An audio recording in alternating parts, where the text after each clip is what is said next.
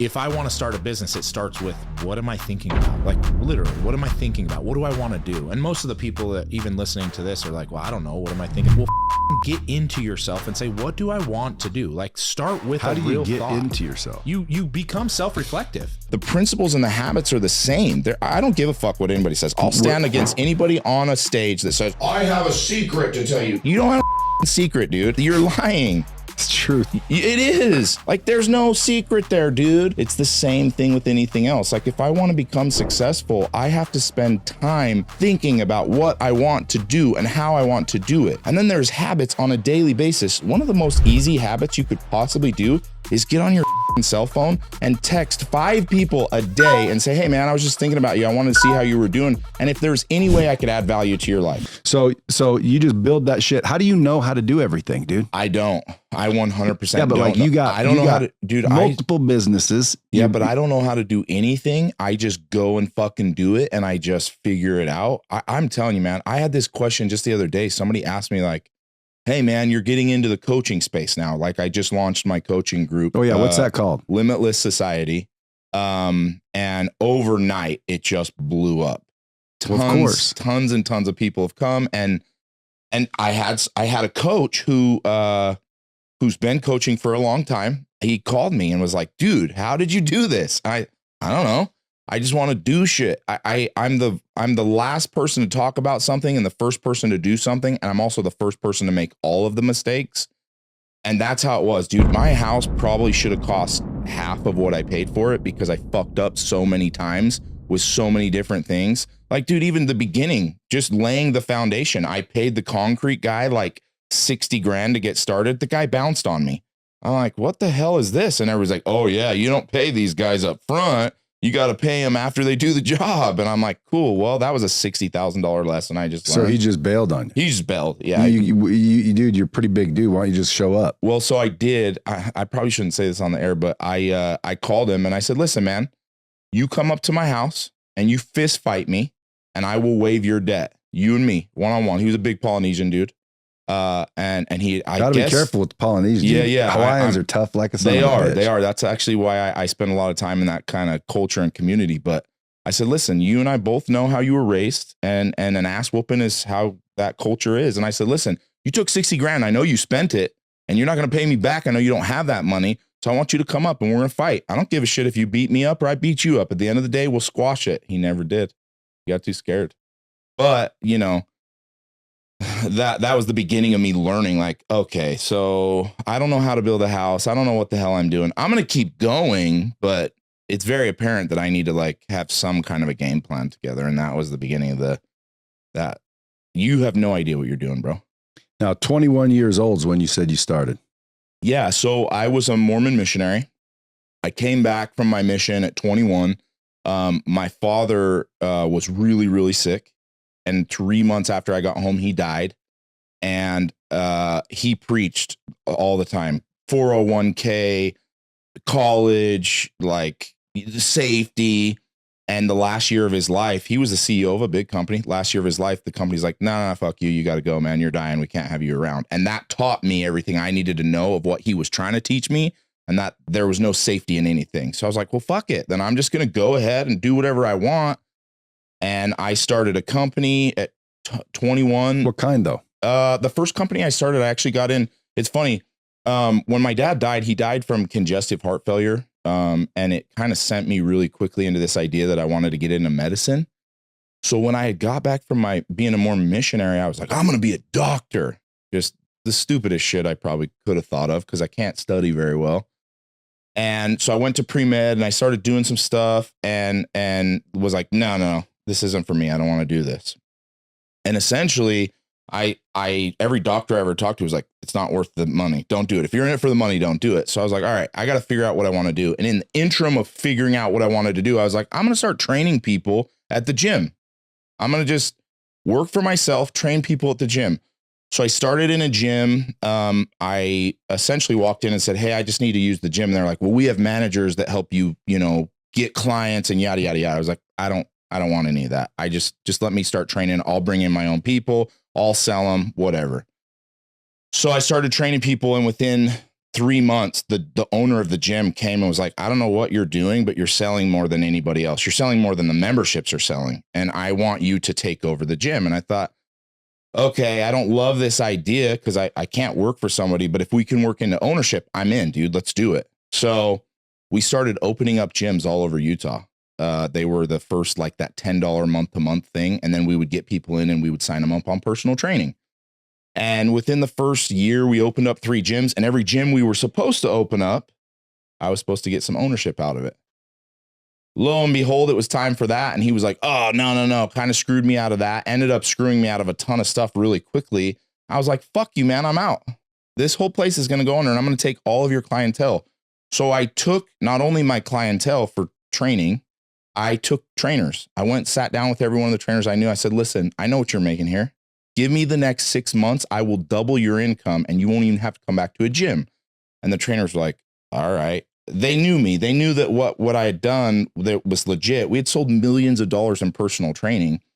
So I had 5 trainers come with me and I went door to door and knocked on people's doors and said, hey, I can get you in shape. You don't have to come to a gym. I'll bring the equipment and I'll bring a trainer to your house. So I started a company called MoFit for mobile fitness. I gave trainers a Bosu ball, some kettlebells, some bands. I said, listen, just get in there and get these people moving, train them. You have training on how to get people in shape. So we started and just blew up. Like overnight, I was billing like $80,000 in the first 2 months. I was paying my trainers. I was paying them decent and I was collecting cash, and you know, cash is king. So real quickly, I was like, oh shit, I can sell this. I can do this for the rest of my life because I was making good money, you know? And within, I think it was about a year, I had a local gym owner come to me and he was like, listen, I have the biggest gym in one of the biggest gyms in Utah. I need you to help me flip it. You know, like we're losing money. I don't know what I'm doing, yada, yada, yada. I said, all right, I want the building and I want the gym 50%. I'm not paying one dime because it's not worth shit because you're paying 40 grand a month to keep the doors open. Your business is worth nothing. I'll bring in $80,000 of personal training revenue, which will flip the script. And then I will build it to $1 million a month, you know? So right out of the gates, I launched that. I started building the gym with him. I started So he made a deal. I made a deal. Yeah. No, he made a deal. Oh yeah. He made a deal. With you. Yeah. But so he said yes. Yeah. So he said yes. Why'd you say 50?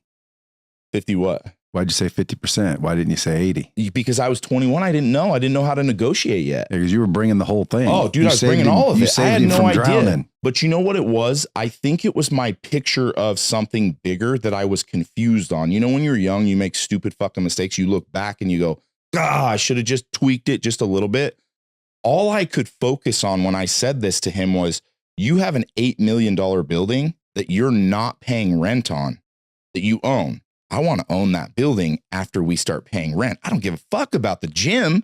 The gym's paying $65,000 a month once it starts cash flowing. And now I own 50% of an $8 million building that's cash flowing the tenants within, right? So the gym, everything I didn't care about. All I wanted was the building. Like that was in my mind, I was like, this is it. This is going to be, you know. So we started doing stuff. He was a silent partner. And one of the deals I made with him, I don't want to hear from you. I don't want to talk to you because you're 65. You have hundreds of millions of dollars. The guy was filthy rich. He had done one good business deal in his life and it had made him like 600 million. It was just a crazy, stupid number. I don't want your advice. You've run this now for 4 years. You're negative $40,000 a month. Thank you. But I'm going to do this, you know? Well, once we flipped it and we started making money and we started making 40 grand, 60 grand, 80 grand. And if anybody on your podcast is listening, gyms don't really make money. They never have. I've owned a lot of them. I have a lot of friends who own gyms. They don't make a lot of money. So if that's your like thought, don't do that. So as soon as we started making money, all of a sudden, Mr. Big Nuts wanted to pretend like it was him and wanted to step in and started having all these like crazy ideas. And I was like, dude, this isn't going to fly. And speaking of Mormon, he was a hardcore Mormon. And he came to me and was like, hey, man, I want people like parting their hair. I want trainers wearing polos. And dude, you're talking about guys that were tatted from head to toe and they looked rough, but they were some of the best trainers in the world. And he wanted to like kick them out because of the way they looked. And he wanted to run this gym like a church And all of a sudden it was like, okay, this isn't working. And then of course he got into this like, well, cash is king. So if I got to do a cash call, I can kick you out right away.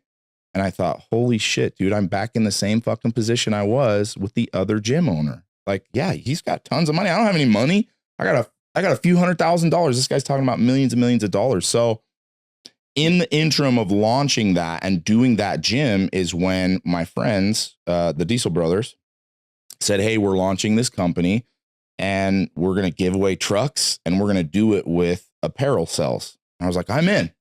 I'll sell all of your website. I'll help you launch the website side, advertising. I'll help you build the trucks because that's what I like to do is build shit. Like any vehicle you could possibly think of, I can build.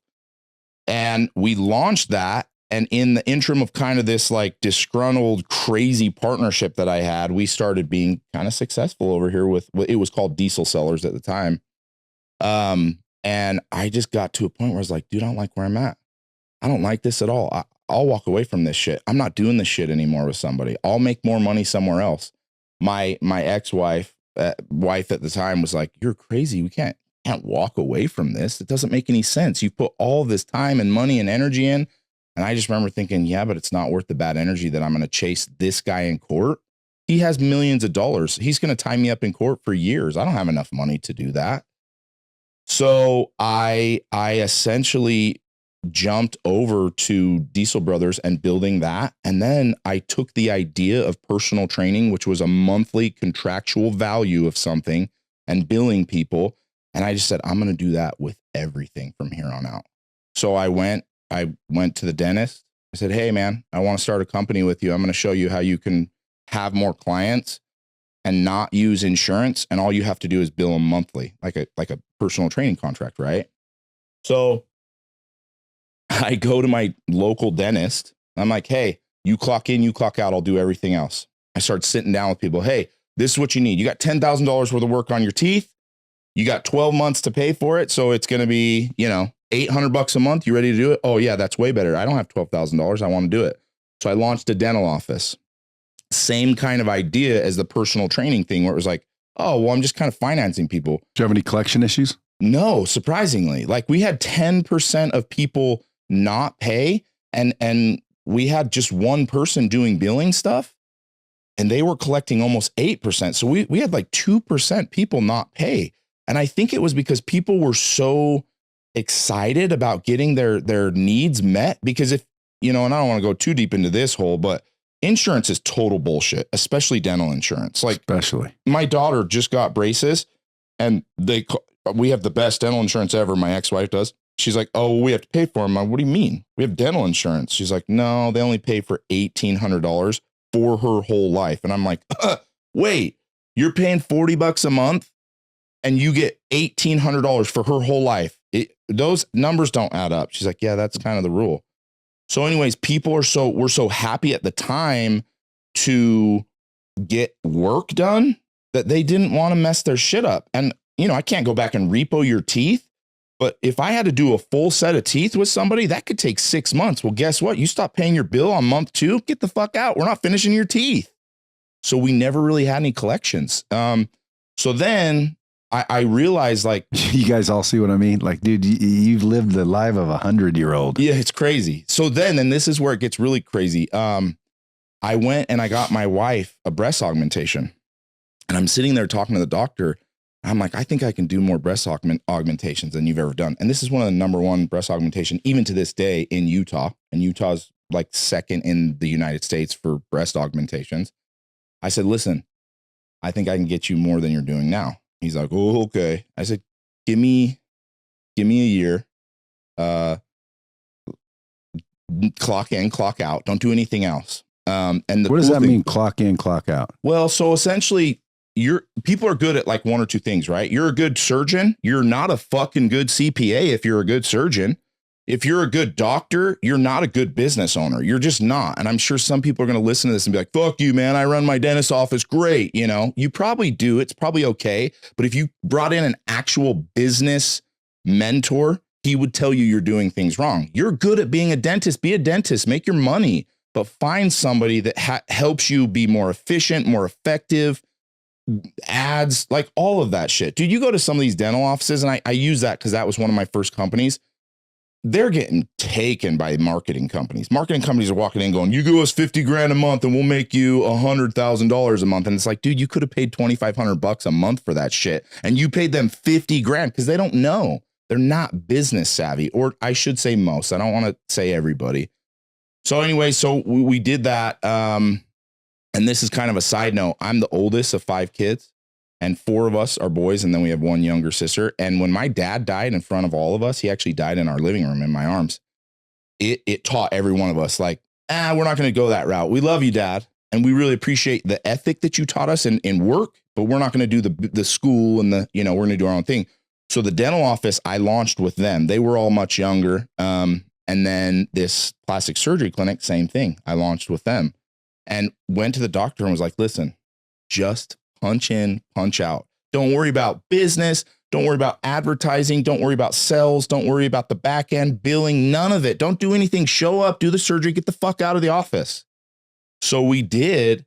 And within the first year, he did more breast augmentations than he could even possibly imagine. How? What was your? So same thing. We carried over this idea of Financing. So you got 18 so you lay over on your tits. Yeah, kind of. So you got these 18 to 21-year-old girls that can't get a credit card, don't have any credit, don't have any money, and daddy's not paying for shit, but they want new boobs. Lay away. So what do? We step in and we say, hey, here's the deal. Breast augmentation, $7,500, give or take, whatever. You give us $1,500 down. You pay us $300 a month for the next 15 months. They're yours, right? The best part about that is your upfront cost is covered. It's only $1,500 for breast augmentation. That's about what it costs. After you get the silicone and the surgery and the anesthesiologist out the door, you're $1,500, give or take a little bit. So our cost is already taken care of up front. The rest is just profit. So all of a sudden we start signing contracts with these women, and it's like, oh, we just did 75 breast augmentations month 2. Month 3, we did 100. And he's like, dude, I've never in my life. I did 100 last year, And same thing. We had 10% not pay. But the problem is that it's the same thing. It's an ongoing thing. So you would sign them up. They would pay their $1,500. You'd get them in the booking. By month 2, you would have their first appointment. So they're already into their second payment. By month 3, you have their surgery. By month 4, you have their post-op. So 4 months in, they still have to come to the doctor. You stop paying, you're not getting your shit. You're like, and I guess some people can go, I don't need the doctor anymore, but most didn't. Yeah. What do you know what's more profitable than boob jobs? Butt lifts. Labioplasty or labiaplasty. Oh, yeah. It's because apparently all you got to do is just go. Yeah. Literally just. So we did all of that at the clinic. Like breast augmentations was just what we led with, but we did everything. He did facelifts and tummy tucks and liposuction and everything. And it was really, really profitable. And at that point in my career, so I was 26 by then, I think, the show really took off and it was taking a lot of my time. And dude, we were filming from 9 a.m. till 5 o'clock at night every day. So my brothers are like, dude, you're always gone. I like, we appreciate launching and killing it, but like, you're always gone. I said, that's totally cool. Buy me out of everything. So my brothers bought me out of the dental office, the plastic surgery clinic. And then I started just launching everything I could. I launched One Mission Nutrition, a supplement company. We launched. Did you have a bunch of cash to do it now? No, I didn't. I have never. So I've launched 22 companies. I have never in my life spent more than $7,500 to launch a company ever. Wow. Even the supplement company. And the supplement company was, I struck a deal with somebody to build the website. I struck a deal with somebody to get supplements in place.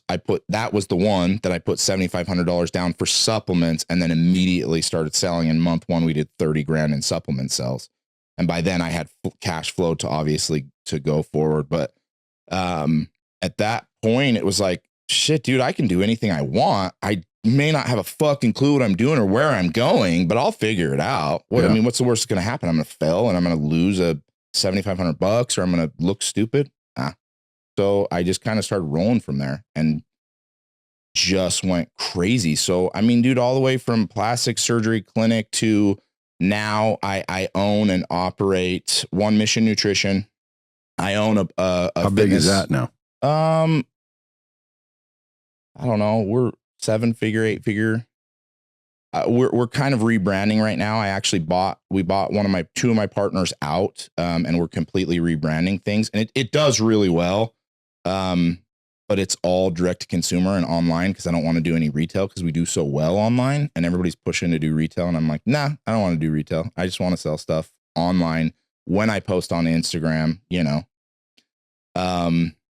But the one thing that I realized really quickly, other than I don't have a clue what I'm doing with anything, was that I was willing to get in and just do shit and figure it out along the way, rather than, I think a lot of people that are smart spend a lot of time like, all right, let's put a business plan together. Bro, I have never in my life written a fucking business plan. Never. Not one time. I've seen one. I read one in Wikipedia one time. I had somebody send me one, but I've never in my life written a business plan. And it was like, I'll just go and go and go. And the truth behind my whole thought process is all I cared about was making money. I didn't care about the back end, the taxes, the infrastructure. And I really did a lot of things wrong, but I didn't care because cash was coming in and I was figuring it out, you know, kind of along the way. Well, usually that's the key when you start a company's top line revenue. Mm-hmm. And everything else can be figured out. Well, that's the thing. I feel like a lot of people worry about everything else. They're so stuck on this, like, well, what happens if customer service? I'm like, you don't have customer service. You don't have any fucking product to sell. What are you talking about? Why are you worried about that? Figure that out. The rest of it, well, you can figure out. The cash is king. Cash is what makes sense. So I just kept going and launching stuff. So I own now with One Mission Nutrition, I own one of the biggest fitness expos in the United States. It's called FitCon. We did one in Utah. Last week we did one in Texas. And then in 2 months, we've got one in Florida. We're launching in Florida. That's when you said, come speak at? Yeah, that was when I wanted you to come out. I said, I got to do it do it next year. Yeah. Well, so we do 3 a year. I got one more in Florida. I'd love to have you come to. It's really cool. Well, as you can see, I'm starting to get a little bit more in shape because I ain't speaking at a FitCon with fucking boobs. Bro, you know what the thing is it's not about just being in shape. You know, fitness is a lifestyle thing and it's a mentality. I know, but I would feel like a hypocrite. Yeah, I get it. Because I feel the same way. Even launching, you know, Limitless Society, I feel like a hypocrite. I'm just like, God, am I really up to teach people about stuff, you know? Well, the question is are you doing what you're preaching? So, and I, when it comes to fitness, I was not. Like, trust me, dude. Yeah. I ate the shit and it didn't work out at all for years. Freaking hated it. But, you know, if someone asked me, you know, how do I become successful? Dude, you should be getting into some sort of fitness program. Yeah. Because the better you look, the better you feel. That's the truth. Yeah. So when you said, you know, I'm thinking, dude, I'm going to be up there, fat rolls, looking like a dick. That's me, sitting man. there talking shit. Everyone's buff walking around and I'm sitting there with no discipline, no discipline, I think is the key. Mm-hmm. But when you're talking about startups, dude, I agree with you. Get the money. Yeah. Get selling some shit. Figure out the rest later. Yeah. So how old are you now? 34. 35. So you've been cranking for like 14. Yeah. 14, 15 years. 14, 15. And years. so name all the ways you make money right now. Oh. So One Mission Nutrition, the supplement company, FitCon. We just launched a company called Mana Health. It's essentially a hormone therapy company, but it's all online via, you never even have to leave your couch. It's actually great. Is that like TRT and shit like that? TRT, everything. But HGH? it's all, yeah, but it's all from your phone. You don't even have to go into a doctor's office. Peptides, everything. Anything that says anti-aging, bro. Yes, essentially. And dude, it's awesome. I have some really great partners in that company, but we launched it just 4 or 5 months ago. And it's been phenomenal. Like, people wanting to get younger is the whole thing, right? So we're like, let's capitalize on it. Let's give people what they want, but let's streamline it. Make it way easier. And then I build vehicles. I build custom vehicles. So our TV show is all about diesel truck builds, right? So I only do about 20 a year now. I don't do more than that because it takes so much time now. But essentially anything you could think in your mind, truck, car, SUV, I can build anything. It just takes your pocketbook, right? So now we have hundreds of people that love our show that want us to build shit for them. And they're always like, hey man, I got 10 grand. I want you to do wheels and tires. Like, take that to your local shop. If you want some fucking crazy stuff built, like the craziest stuff you could imagine, come to us. And we've built trucks for everybody, you know, like Jake, or not Jake, what's Logan Paul. We just built a truck for him. Marshawn Lynch, we've built, I mean, dude, just, it's kind of all over. Chuck Norris, we built something for Chuck Norris. So essentially now I have people come to me, more high profile, and they're usually friends. They're like, dude, hey, I want this truck. They'll send me a picture. Okay, cool. I'll tell you how much it's going to be. Get me written out, check, and I'll have you a vehicle in 6 months, whatever it is. I do that, and I do that a lot because it's something I fucking love to do. You fabricate too? Everything. I don't do it personally. I have a shop. I oversee it. So essentially, it's like your house builder, right? Like, he's not the guy framing. He's overseeing the whole entire project. He's putting essentially the whole thing together. And that's what I do now. So all you tell me what you want. I'll tell you exactly how we're going to do it, how long it's going to take, what it's going to take, and then how much money. And we lay it out, and then we just go to work. And I'm building some really cool shit now, but that's another thing I do just for revenue. Obviously advertising stuff. People pay us all the time to do advertising, appearances. That's kind of been not a new thing, but something that people start spending a lot of money having us come to appearances. Do you get recognized everywhere you go? Yeah, pretty much everywhere. We went to Garth Brooks. We were with Garth Brooks last night. And what do you mean with him? His crew. I like old Garth Brooks. I love Garth Brooks. Garth's like, I would say the best ever. I agree with you. So his crew that like does his whole thing, they're big fans of our show. So they came and we spent some time with them during the concert. It's crazy because, dude, I've never seen the show. Yeah, dude, and a lot of people. Now I gotta go. Now I gotta go watch it. A lot of people haven't really seen it, and I will give you a forewarning. And I'm gonna get crucified for this later by Discovery Channel, but it's total bullshit. The show's bullshit. It just is. And any real reality show is total bullshit. I hate to break anybody's hearts right now. Anything you see on TV that's filmed well is bullshit. If it's with a camera phone and they're doing this, it's probably real. But if it's a reality show, it's fake. It's been set up. And the reason I say that is stage situations. They stage everything. And then like today, you guys are going to get in an argument. Exactly. And then what happens is, like, let's say we actually have a real argument. They didn't get the right footage. So they go, hey guys, we got to reshoot that. And that shit happens every day, all day long. So the reason I say that and the reason I preface it is the Discovery Channel and the show has really hindered me more than it's helped me. So you guys are like actors, kind of. Yeah, essentially, because, dude, I'm the big dumb parts guy on TV. So you'll go watch the show and you'll be like, this is the guy I just had on the podcast.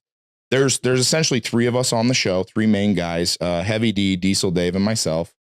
And we do all kinds of fun shit. And the show's great. Like, it's fun. It's entertaining. Obviously, people watch it. But I'm this big dumb parts guy. Did you guys build Andy Frisella a big ass truck? That big white one, the six wheeler. Yeah. Was that a Raptor? Mm-mm. What was it?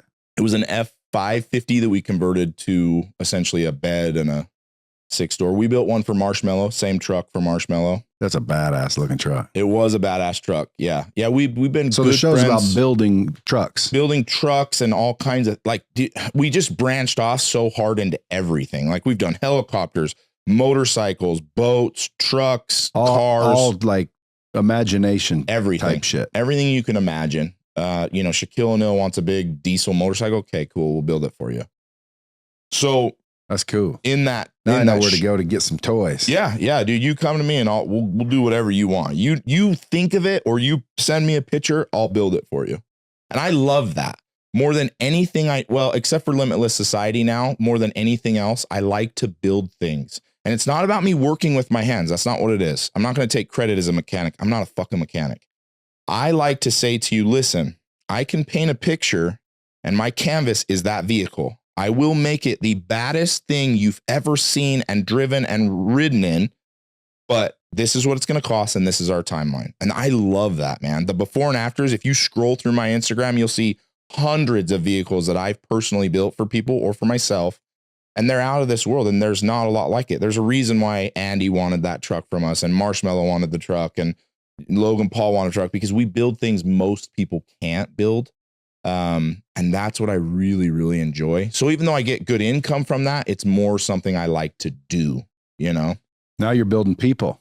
Yes. So now I decided to switch roles completely and just get into teaching people how to accomplish whatever the fuck they want to accomplish. I think now at 34, 35 years old, I've realized that true happiness, real lasting happiness and progress and meaning comes from helping other people in a really simple situation find out that what they're doing wrong just needs a tweak. But how do you do it with, like, I'm assuming you got lots of people in there. Mm-hmm. So like, yeah, how do we have just under 1,000, and because people always say, you know, to me in my DMs, you know, do you coach, do you mentor? I'm like, no, I don't, because like I don't want to have to spend so much time. And to me, I'd have to get to know you to figure out how to really help you. Now I can preach and give, you know, hey dude, wake up in the fucking morning. But how do you help that many people? So that's a really good question, because that was my biggest fear, was like, how do I service or help that many people? And I've come to a realization as I've spent time, something that I pride myself in is when I meet people and I'm friends with people, I really, really want to have a good relationship with them. I only have 2 people in my life. You're either an acquaintance or you're a family member. I don't have anybody else.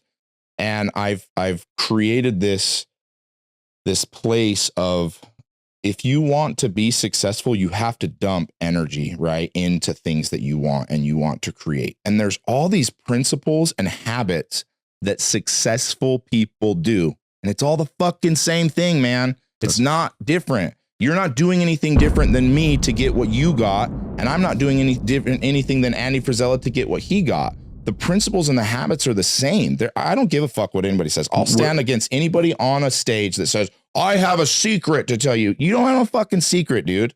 You're lying. It's truth. It is. You and I both know that if you want a good relationship with your wife, you need to be fucking honest with her. You need to love her. You need to spend time with her, and shit's going to come. And when it comes, you have to put energy and time into her. Like, there's no secret there, dude.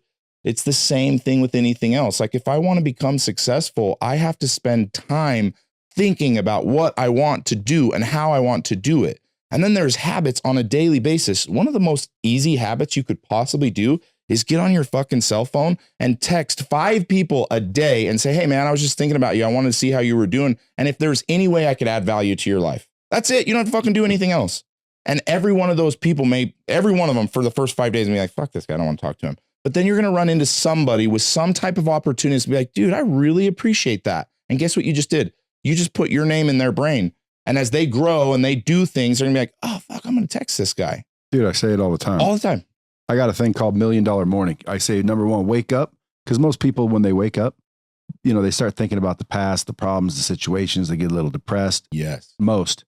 And I say, listen, if I gave you $1 million, how would you feel? They're like, oh, that'd be crazy. I'd be so pumped up. And I said, well, would you rather wake up or have $1 million? Well, obviously wake up. Yep. So I'm like, why not have the same enthusiasm? So have the enthusiasm of getting $1 million the second your eyes open. That shifts your mindset. Then get up, work out. That's what you got to do. That's why I wasn't doing. So that's why I didn't want to preach. Work out. Focus on relationships by texting, I say 5 to 10 people every day. Just something nice and positive. Yeah. Because relationships is where the money comes from. 100%. All money comes from relationships. 100%. So you get the relationships and then you'll get the money. You take the money, you get the health. You take the health, you get more money. Yep. Clarity and whatnot. And then the more money you got, the more relationships you get because you're in bigger and better rooms. Yeah, exactly. And the thing is if you're, and it's this cycle, right? Like, okay, so you stepped up and you leveled up. And when you leveled up, you started texting and talking to new people. And then you created again via text message or whatever. Hey man, I was just checking in on you. How are you doing? Is there anything I can do to add value to your life? Something simple. It doesn't need to be crazy, right? And you do that in every circle that you do it. And all of a sudden you're like, wait a second, I'm at the top. Like there's no one that's doing more than me. Not only that, bro, but you're not one of those people that only call when you need something. Because there's a lot of those and you don't mean to do it, but it's like, you know, I might think, dude, I'm going to need a truck. oh shit, I'll call Keaton. Yeah. And I didn't even realize I ain't talked to you in fucking a month and a half. Yeah. And every time I call, I kind of need something. Yep. So if you get into the habit of texting people every day, yeah, and asking those questions, you're not the dude that calls every time you need something. Dude, and you know the other thing that's kind of a secret is everybody likes to fucking hear that you're proud of them, right? One of my good friends, you know, Sean Whalen, he just did a really big event for the Lions Den. I saw it online, dude. And I text him. I said, hey, dude, I know no one's going to say this to you. I'm fucking proud of you, dude. I'm fucking proud that you just accomplished something that 10 years ago, no way you would have been able to do that. And all he wrote back was, dude, I really love you. I really appreciate this message because not one person has told me genuinely that they're proud. It's always, well, how'd you do it? Oh, how much money did you make? Oh, man, I wish I was in the den, all these things. And Sean and I have been really good friends for a long time. But that's the kind of shit, dude. Like, that's the stuff. It's small stuff. The text, and I don't do it anymore just because I'm looking to level up. I don't. I do it because I like it now. I'm like, dude, I'm proud of you. You fucking killed it, bro. And you know the best. It looked awesome. It was killer. Did you speak there? No. Where were we? Oh, we had FitCon. What venue was that? Because it looked like a badass venue. In Salt Lake. You remember what that venue was? Where he did the Lions Den? I can't remember the name of it. A really cool place though. And it wasn't way expensive. That's the cool thing. It wasn't like this crazy astronomical price. But I was mostly the people showing up to that, the den people. Yeah, everybody in there is showing up as a lion sheep, or lions not sheep. Yeah, but it's not random people. It's people that follow Sean and or are in his masterminds or whatever. Exactly. And that's kind of, I think, what it's for, because I'm going to start doing those.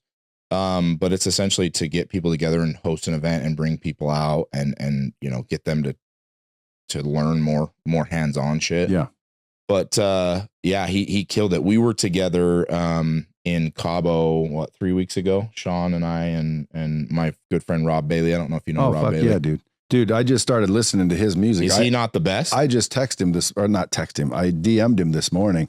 I've been trying to get his ass before I even knew anybody on dropping bombs. Yeah. But I started listening because I never really listened to his music. Just like, I ain't seen your show. I don't listen to his music. But I started listening to it when I started working out. Yeah. Dude, and I just DM'd him this morning. I'm like, dude, your shit's fucking mental medicine. Yes. 100%. Like, dude, just the words and freaking awesome. Yeah. Dude. Big Rob Bailey fan now. He asked me, he said, hey man, let me know how it goes. Because I want to get on, and do that with him. And I said, yeah, I'll let you know how it goes. He's my absolute best friend. Rob and I, we're usually together once or twice a month. Whether we're in Cabo, or my house or whatever. It's one of the things that I've realized in my life, if I want to have healthy and good relationships, is I got to take time to spend time with people who help me on the basis of us spending time together, level up. And it's fucking mental medicine when him and I sit down, even with Sean, and sit down and all we do is talk, because it's not, how are you doing? How's this? Fuck those guys. I hate this. It's always leveling up shit. And we're always talking about what's next. How much more are we going to do?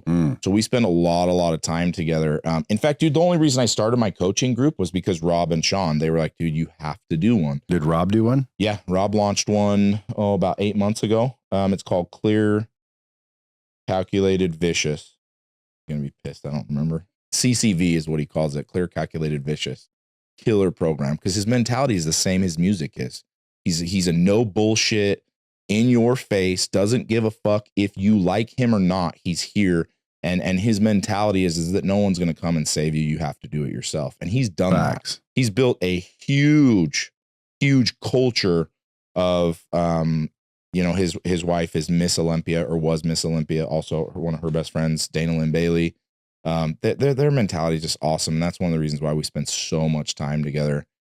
He's one of my partners in Mana, the TRT clinic.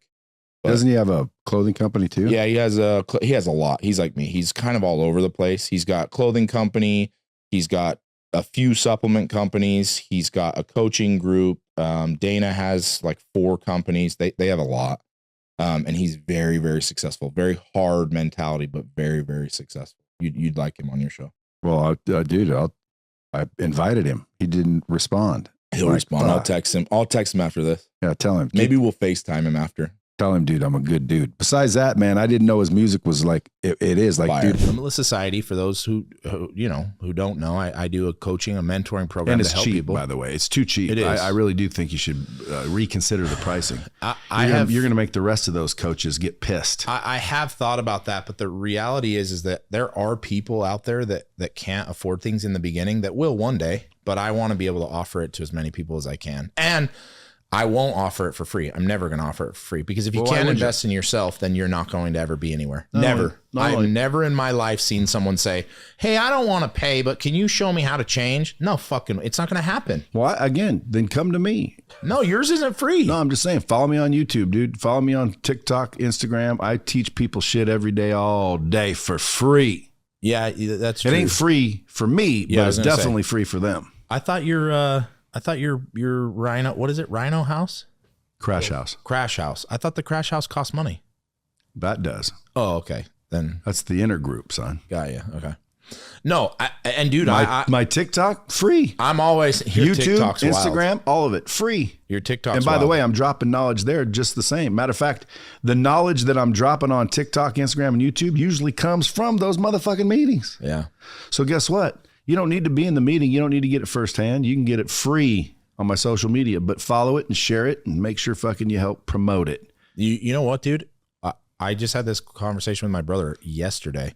The truth is, you don't have to pay anybody for anything. Everything is out there for you to get on YouTube, on the internet. I mean, everywhere you can get for free. But if you want to have a faster rate to success, paying someone to coach you is a great route to go. Not a great route. It's the best route. It is. But again, You want me to tell you how to get everything you want in life? Pay for it. Because how old are you?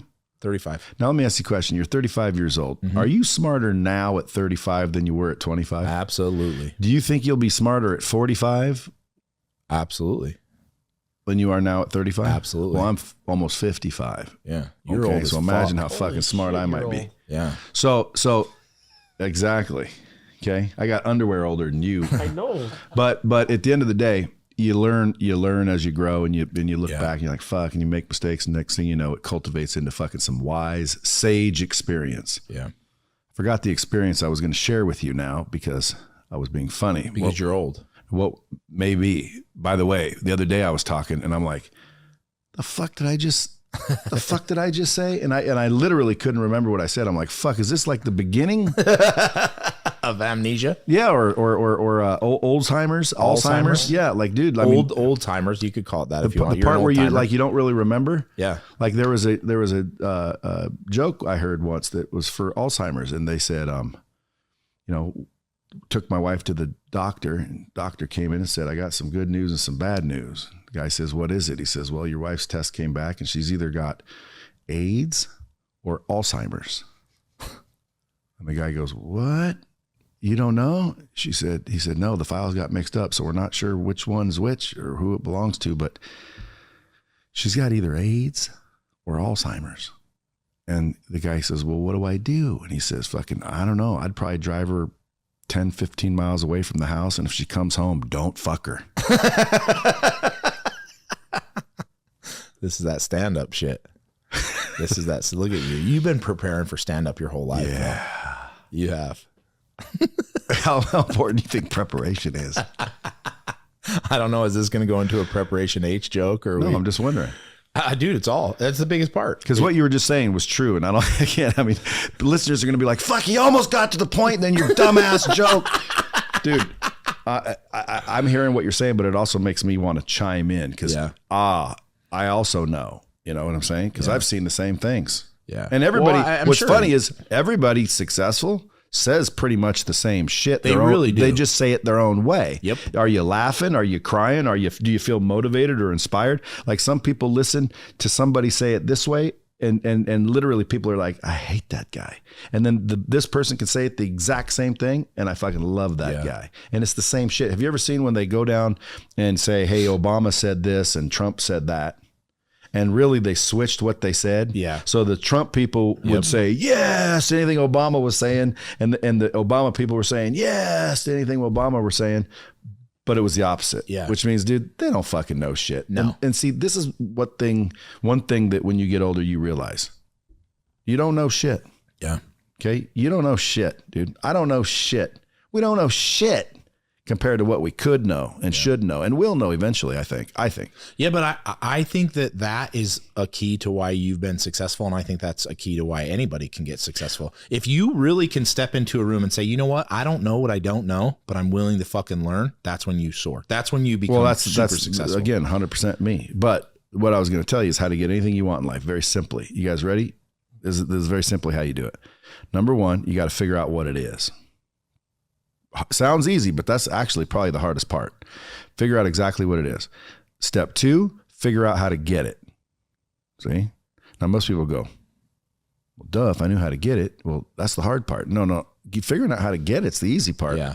You know how you figure it out? You find someone who's already done it. And you find someone who's already got it. You sign, and then you do the work, which is step three. Most people won't do the work. Do you know why they won't do the work? Because they don't really want what they're saying they want. They just didn't spend enough time figuring out what the fuck they want. Because if you truly wanted it, the work's nothing. Yeah. And then you make adjustments. You pay attention to the feedback and you make adjustments. That's literally the three things that if anyone does, I guarantee they'll find success. Yeah, but the problem is that most people, as simply as that's put, won't do those things. That's the question. Why? I think that people would rather sit in comfort and mediocrity than stretch themselves, become uncomfortable, and progress. I know that sounds really shitty, but I think the majority of, dude. Let me push you a little harder on that one. Okay. Why? I wish that I had that answer, but the I'll give you the answer. History Are you ready? Shows. No comfort. I've got the answer. You don't have it, correct? What? The answer. No. Then I'll give it to you, son. What do you got? Here's why. Because they don't think they're worth it. They don't think they deserve it subconsciously, which means below awareness. They don't think they deserve that. So they're going to make all the choices in the world to avoid that because they do not deserve that. And in order to raise their net worth, they're going to have to raise their self-worth. In order to do that, they're going to have to fucking go do some repair. That's the answer. You're never going to outperform your own self-image. Yeah, I agree with that. Now you have the answer. I don't know if that's still the whole answer, though. Oh, well, it's not the whole answer. Because I think that there's more things that hold people back than just your self-worth. Well, of course there are, like skills, habits, no. mindset. Those are the only three things you need: mindset, skill set, and habits. What more do you need? Well, I don't think you need anything else. I'm talking about what's holding people back subconsciously. What's holding them back is subconsciously they don't feel that they're worth it, and then what's holding them back is their mindset, their skill set, or their habits. Yeah. I still would question that is the majority of people. I mean, dude, everybody who's ever lived on Earth, right? I don't know how many people that is, trillions of people, whatever that number is. Why is it that just less than 0.1% understand the concept of what we're talking about and then see it through to success? Is it that many people that have no self-worth? Is that really it, or is there something else? Well, again, it's not the only reason, and it's deserved. Because I do think I agree with you. I'm not saying that's not it. I just that's wonder one if of the reasons. Yeah, if that's all of it. So if someone said to me, Brad, come help me. I'm serious. I've been doing this and I've been doing that. What's the problem? My answer would be the problem is 100% you. Yeah. The question is what's going on? Well, I'd look at your mindset, your skill set, and your habits. Number one, are you abundant or scarce? If you're a limited mindseted individual and you're worried, and you can tell them because they're worried about spending money. Why? Isn't there any more? Might you never get it again? Yeah. They're fucking scarcity mindset. I don't give a fuck. If I see something and I got the money, I'll put every dollar I got on something if I need to. Why? Because there's more of that. Yeah. Well, you don't have any more right now, but I know where to make it. I know where to get it. It's abundant. It's everywhere. I can make money like it's nothing. I don't care about money. Even though I'm not a multi-billionaire, I don't care about money. Why is that? Well, because I know that there's all that I need. There's no limit to it. Yeah. Which is that abundant mindset, but most people live in the scarcity mindset. Yeah. So is that why you called it limitless society? Yep. So you can teach people how to raise their limits. Well, to get rid of their limits altogether. I know, but that's why people aren't achieving more, because they have limits. They think limited. Yeah. They think in scarce instead of abundance. And then they don't know any better. I always say, listen, if you knew better, you'd do better. Yeah. So you obviously don't know. So when people are joining your deal, they're obviously, and there's probably some successful individuals in there. Very successful, but they're limited like my group, in a belief. But my group, I have like higher level people than most in their groups. And I don't know why, but I do. And when I'm sitting in there, I'm like thinking, I don't fucking know. Like I'm still figuring figuring it out too. Yeah. But what's good about a mastermind is there's, like-minded people in the same room, some of them ahead, some of them behind, and it's a network. So like you're stupid if you don't join one. Yeah. No, and again, that's another part of the whole program of what I offer is the network in and of itself. The people that are in it, the people I think that yours you have is access. the best network one.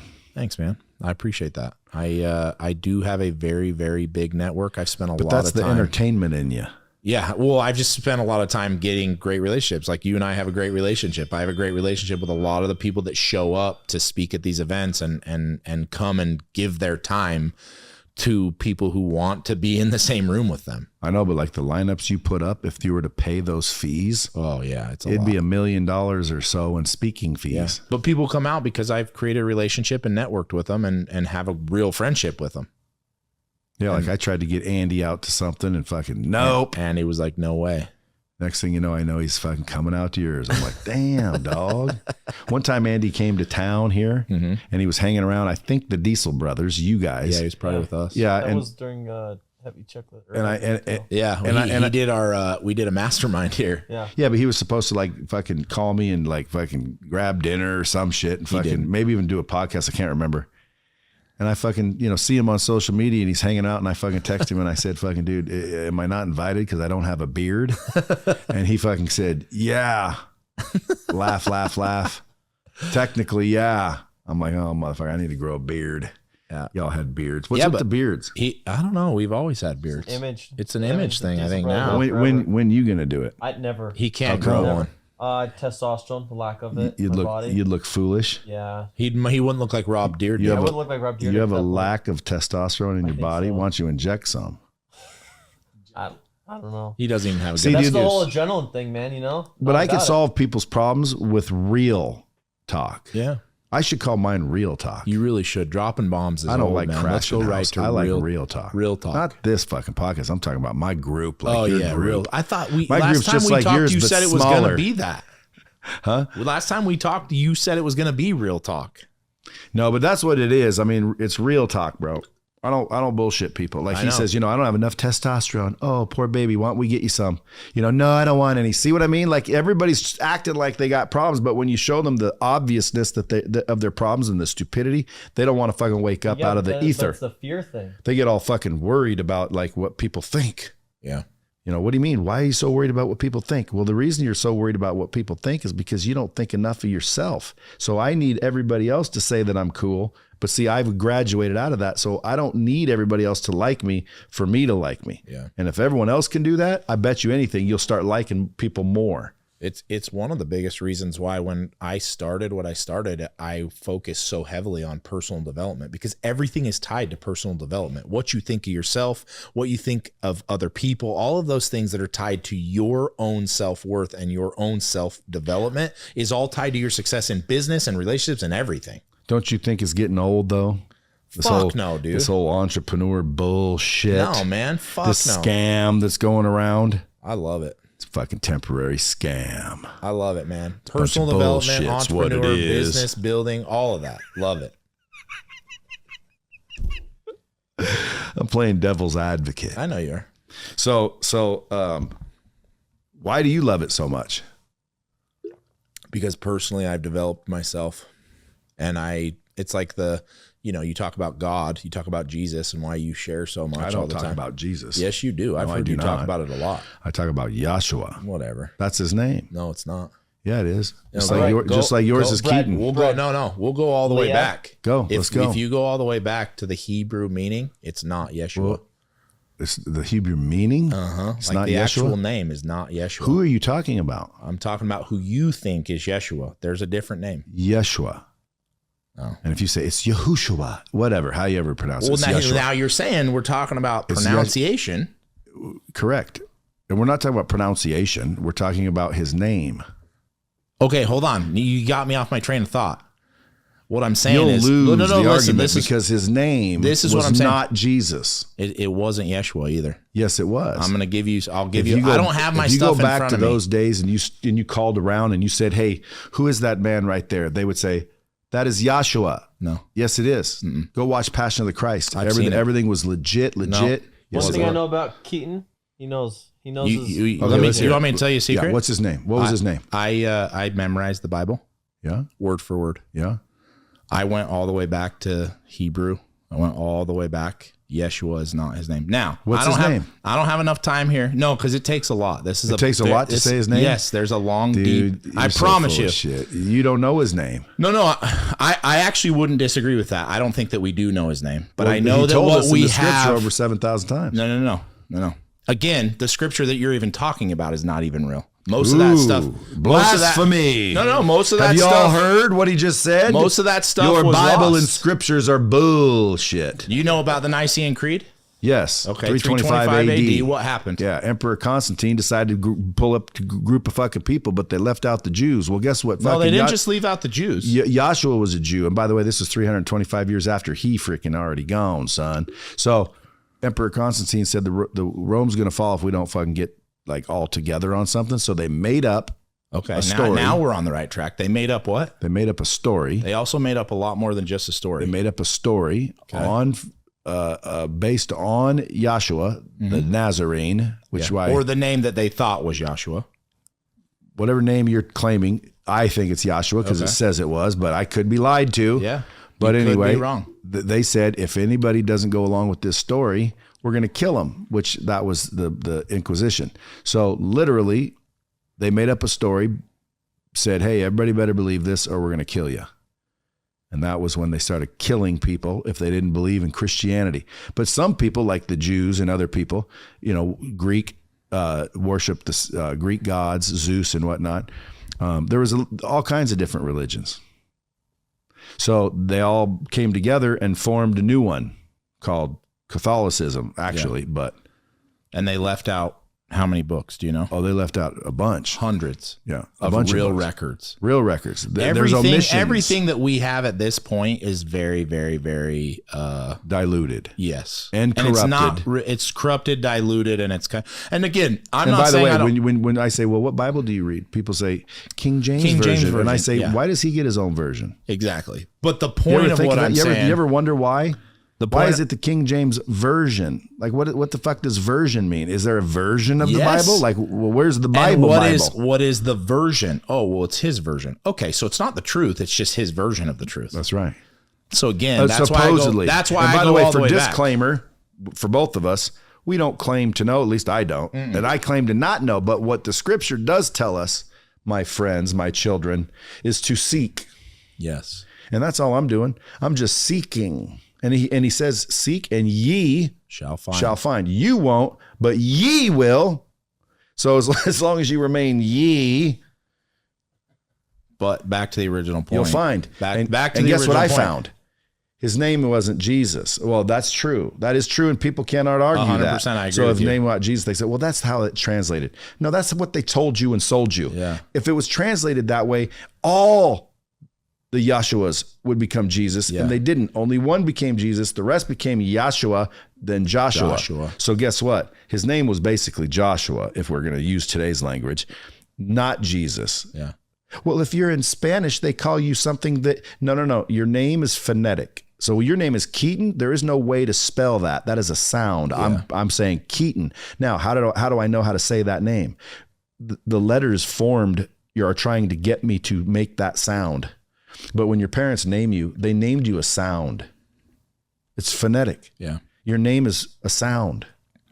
So like my name is not a word. It's not letters. It's a sound, right? Yeah. So we're not talking about Jesus now. We're talking about God. God's name is on your breath. Isn't that crazy? And that's who I thought you were talking to, which is like YHWH or Elohim. YWHW or something. It's Yahuwah or Yahweh or Yahweh. Yeah. It's all, to me, the people are like, he has many names. Well, but the point is what He I was does. saying He didn't say is he had this. many names. He said he had one name. Do you know what it You've is? only- Do you know what it you've is? Because the Scripture says my children will know my name. You must not be his child, son.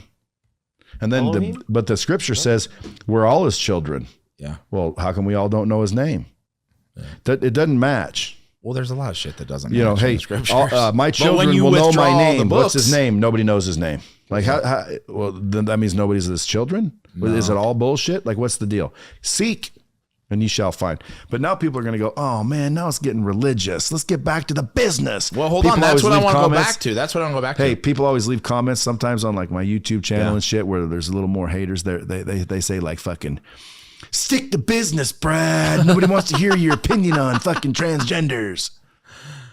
I definitely want to hear your opinion on transgenders. Listen, yeah, I'll say it on camera because again, I mean, to me, guys, there's nothing miraculous about it. Listen, you're born a woman or you're born a man, or at the very most, you're born a hermaphrodite, which has both sexual organs. So technically, that would be a man and a woman. So we can call that a mummin.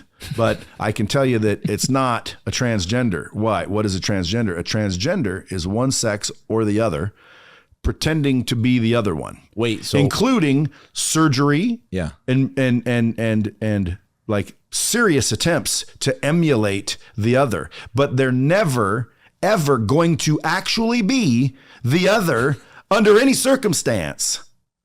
Period. Even if everyone pretends it. It's still not going to be true. So guess what? It's stupid. It's a stupid exercise. I'm not against transgenders. Good. You feel like a female, dude. Wear a wig. Do whatever you do, bro. Get your, your surgeries and, do the best you could do, bro. I'm happy for you. I don't really care. But at the end of the day, don't be trying to fucking teach kids that they need to be that too. So the population grows. What are you trying to do? Make everybody transgender? Like, dude, if that's the case, where's our freedoms? Yeah, they're going away. Well, again, anyway, I'm don't with get you. me started. No, with that. I'm not getting you started. I'm with you. That it's as simple as saying, listen, I don't care either way. Just don't ask me to be. Don't make me participate in whatever it is you're doing. Listen, if a guy came in here and as a woman and he was fucking hotter than shit, my friends could laugh that I said, dude, that dude's fucking hot. Why? Fucking dude. Have you ever seen a hot tranny? Yeah, absolutely. Dude, like, God damn, that dude's hot. Hey, it's still a dude. I'm with you, I'm man. telling you, you go fuck that girl, you're gay. Now, do not release. No, actually, go ahead, release. I don't care. If I get canceled, it's only going to be by gay people. If you're not gay, you'll still follow me and like me. Guaranteed. No, dude, listen, I know I got gay people following me because I got gay friends. What? Dude, listen, when I was I think I was about 18 or 19, I was dating this hairdresser and she was gorgeous, dude. Turned out to be a dude. No, she had a bunch of gay gay guys cutting hair at her salon. So we'd go out and they'd be there. I remember this one dude named Roger, and he was gay. And I asked him. Well, I don't even want to get in that story because I asked him how, but off this, I'll tell you how he turned gay because I asked him like, why are you gay? How is it possible? But anyway, I hung around gay people constantly with her, and dude, believe it or not, they were fucking fun. They were more fun than a lot of the straight people we hung out with. Yeah. They didn't try to freaking, get all touchy-feely. They're not perverts. They're just gay. So, I mean, like, they didn't try to do anything weird. They weren't weird. They were fun. And I had no problem with it. So that's why probably I don't have a problem with gay people. I don't have a problem with transgenders. I don't have a problem with anybody. That's the whole thing. Like, dude, let everyone just be happy. But don't go to our fucking children and try to get them to be you. Like, let them become you by themselves. Yeah. They have books in school right now. They're called the gay BCs. Yeah. People are like, that's a joke. It's not a fucking joke. That's a real They're teaching third graders about oral sex. Who in the third grade needs to learn that? Yeah. Listen, Stupid. I'll tell you who. Third graders. Why? Well, because I'm a perv who's making the rules and I want them to know. I want them to know how to do it in case I get me one. You're getting all worked up now. No, because when it comes to kids, dude, I don't like that shit. Like, leave kids alone. So when it comes to the transgender community that are going and doing shows where you see transgenders dancing for little, small, young children and their parents are sitting there laughing, I'm thinking to myself, there's nothing wrong with that, I guess. Yeah. But my question would be, why are they doing it? Yeah. I don't want my daughter seeing some dude walking around in pantyhose and a G-string up his butt. Her butt. No, his butt. I forget what the comedian's name was, but he said, I love women, not the new kind, the old kind that didn't have, beards and a dick. But, at the end of the day, like, I don't see what the big fuss is. Like, if a guy goes in the bathroom with a dick, what's going to happen? And there a girl says, he might rape me. It's she might rape you. My God. This feels like a very touchy subject. But to me, it's almost like, dude, I want to know where the intelligence went. Oh, that waved. Like, listen, that waved by long. Listen, long being time nice ago. is I do want people to be kind. Nobody should be made fun of for nothing that they prefer or like. If you prefer or like something, dude, that's your business. Yeah. If my kid just walked in here and said, Dad, I'm gay, I'd still fucking love him. I'd still say fuck. He could still come over to my house. I wouldn't care. I don't care. Why? Well, because, dude, that's him. Like, as long as I ain't, I'm good. So I don't care what everybody thinks. So I'm not heated over it. What I don't like is when it starts to feed into the children. Dude, I know people that take their kids out of school. Yeah. And dude, my kids are out of school. Yeah. I hired a teacher just for my kids. So like, I have a teacher from the school they went to, now just teaching them. Just teaching your kids. Period. Yeah. Why? Because I don't want to deal with. There's too much bullshit. What are they teaching them? Yeah. You teaching my little 3rd grade year old daughter about oral sex? No, no, thank you. Absolutely not. And that's legal in schools. Who voted that in? Who is approving this? Anyway, I will get heated about that, but everything else I joke about. Yeah. I'm with you, man. I agree with everything that Now, you said. see, you just got this whole thing suppressed, so now nobody's going to know about Limitless Society. Oh, man, we're getting shut down. You're getting shut down. Dude, after what this if one. a transgender wanted to join Limitless Society? Bring them on. Bring everybody. Her. I don't give a Bring shit. her on. Bring all of them. All of them. Hey, would you bring him on or not? Would you turn him down? I'll bring them all on. See, I'm saying transgender. You say him. Why is it a him? I said bring them. I said M. Bring them. Oh, I said bring them. Yeah, I said bring them all on. So you want transgenders? I want everybody that wants to get better in their life. What about period. what about somebody that's against transgenders? You want them in there? No, I don't want people with closed minds. Get the fuck out. Get out. I'm just testing your PC readiness. My what? Your politically correct readiness. Oh yeah, no, See I'm how- not see how politically you correct answer by some of any these- means. see how these I'm answers- not If I was a politician, I'd be kicked out after the first day. Dude, the other day, somebody called me a racist Yeah. for the first time in ever. And I went to see the video of what they're talking about. And I said, and we were talking about Jesus's name. Yeah. I said, dude, it's like when you get like a Chinese guy that comes over here and gets a job and you see a name tag that says Bob, but he's obviously Chinese dude named Bob. Yeah. You know his name's not Bob. You know someone gave him that name because they couldn't pronounce his name. Yeah. And so I went to say, like, I don't know how to speak Chinese. So I just tried to sound like I speak Chinese. Yeah. Sound like you speak Chinese. Sound like you speak Chinese. I don't even know how you would do it. Chong, Ching, chang, chong, chong, chang. Yeah, exactly. Because A lot of cheese. Yeah, there's a lot of those names.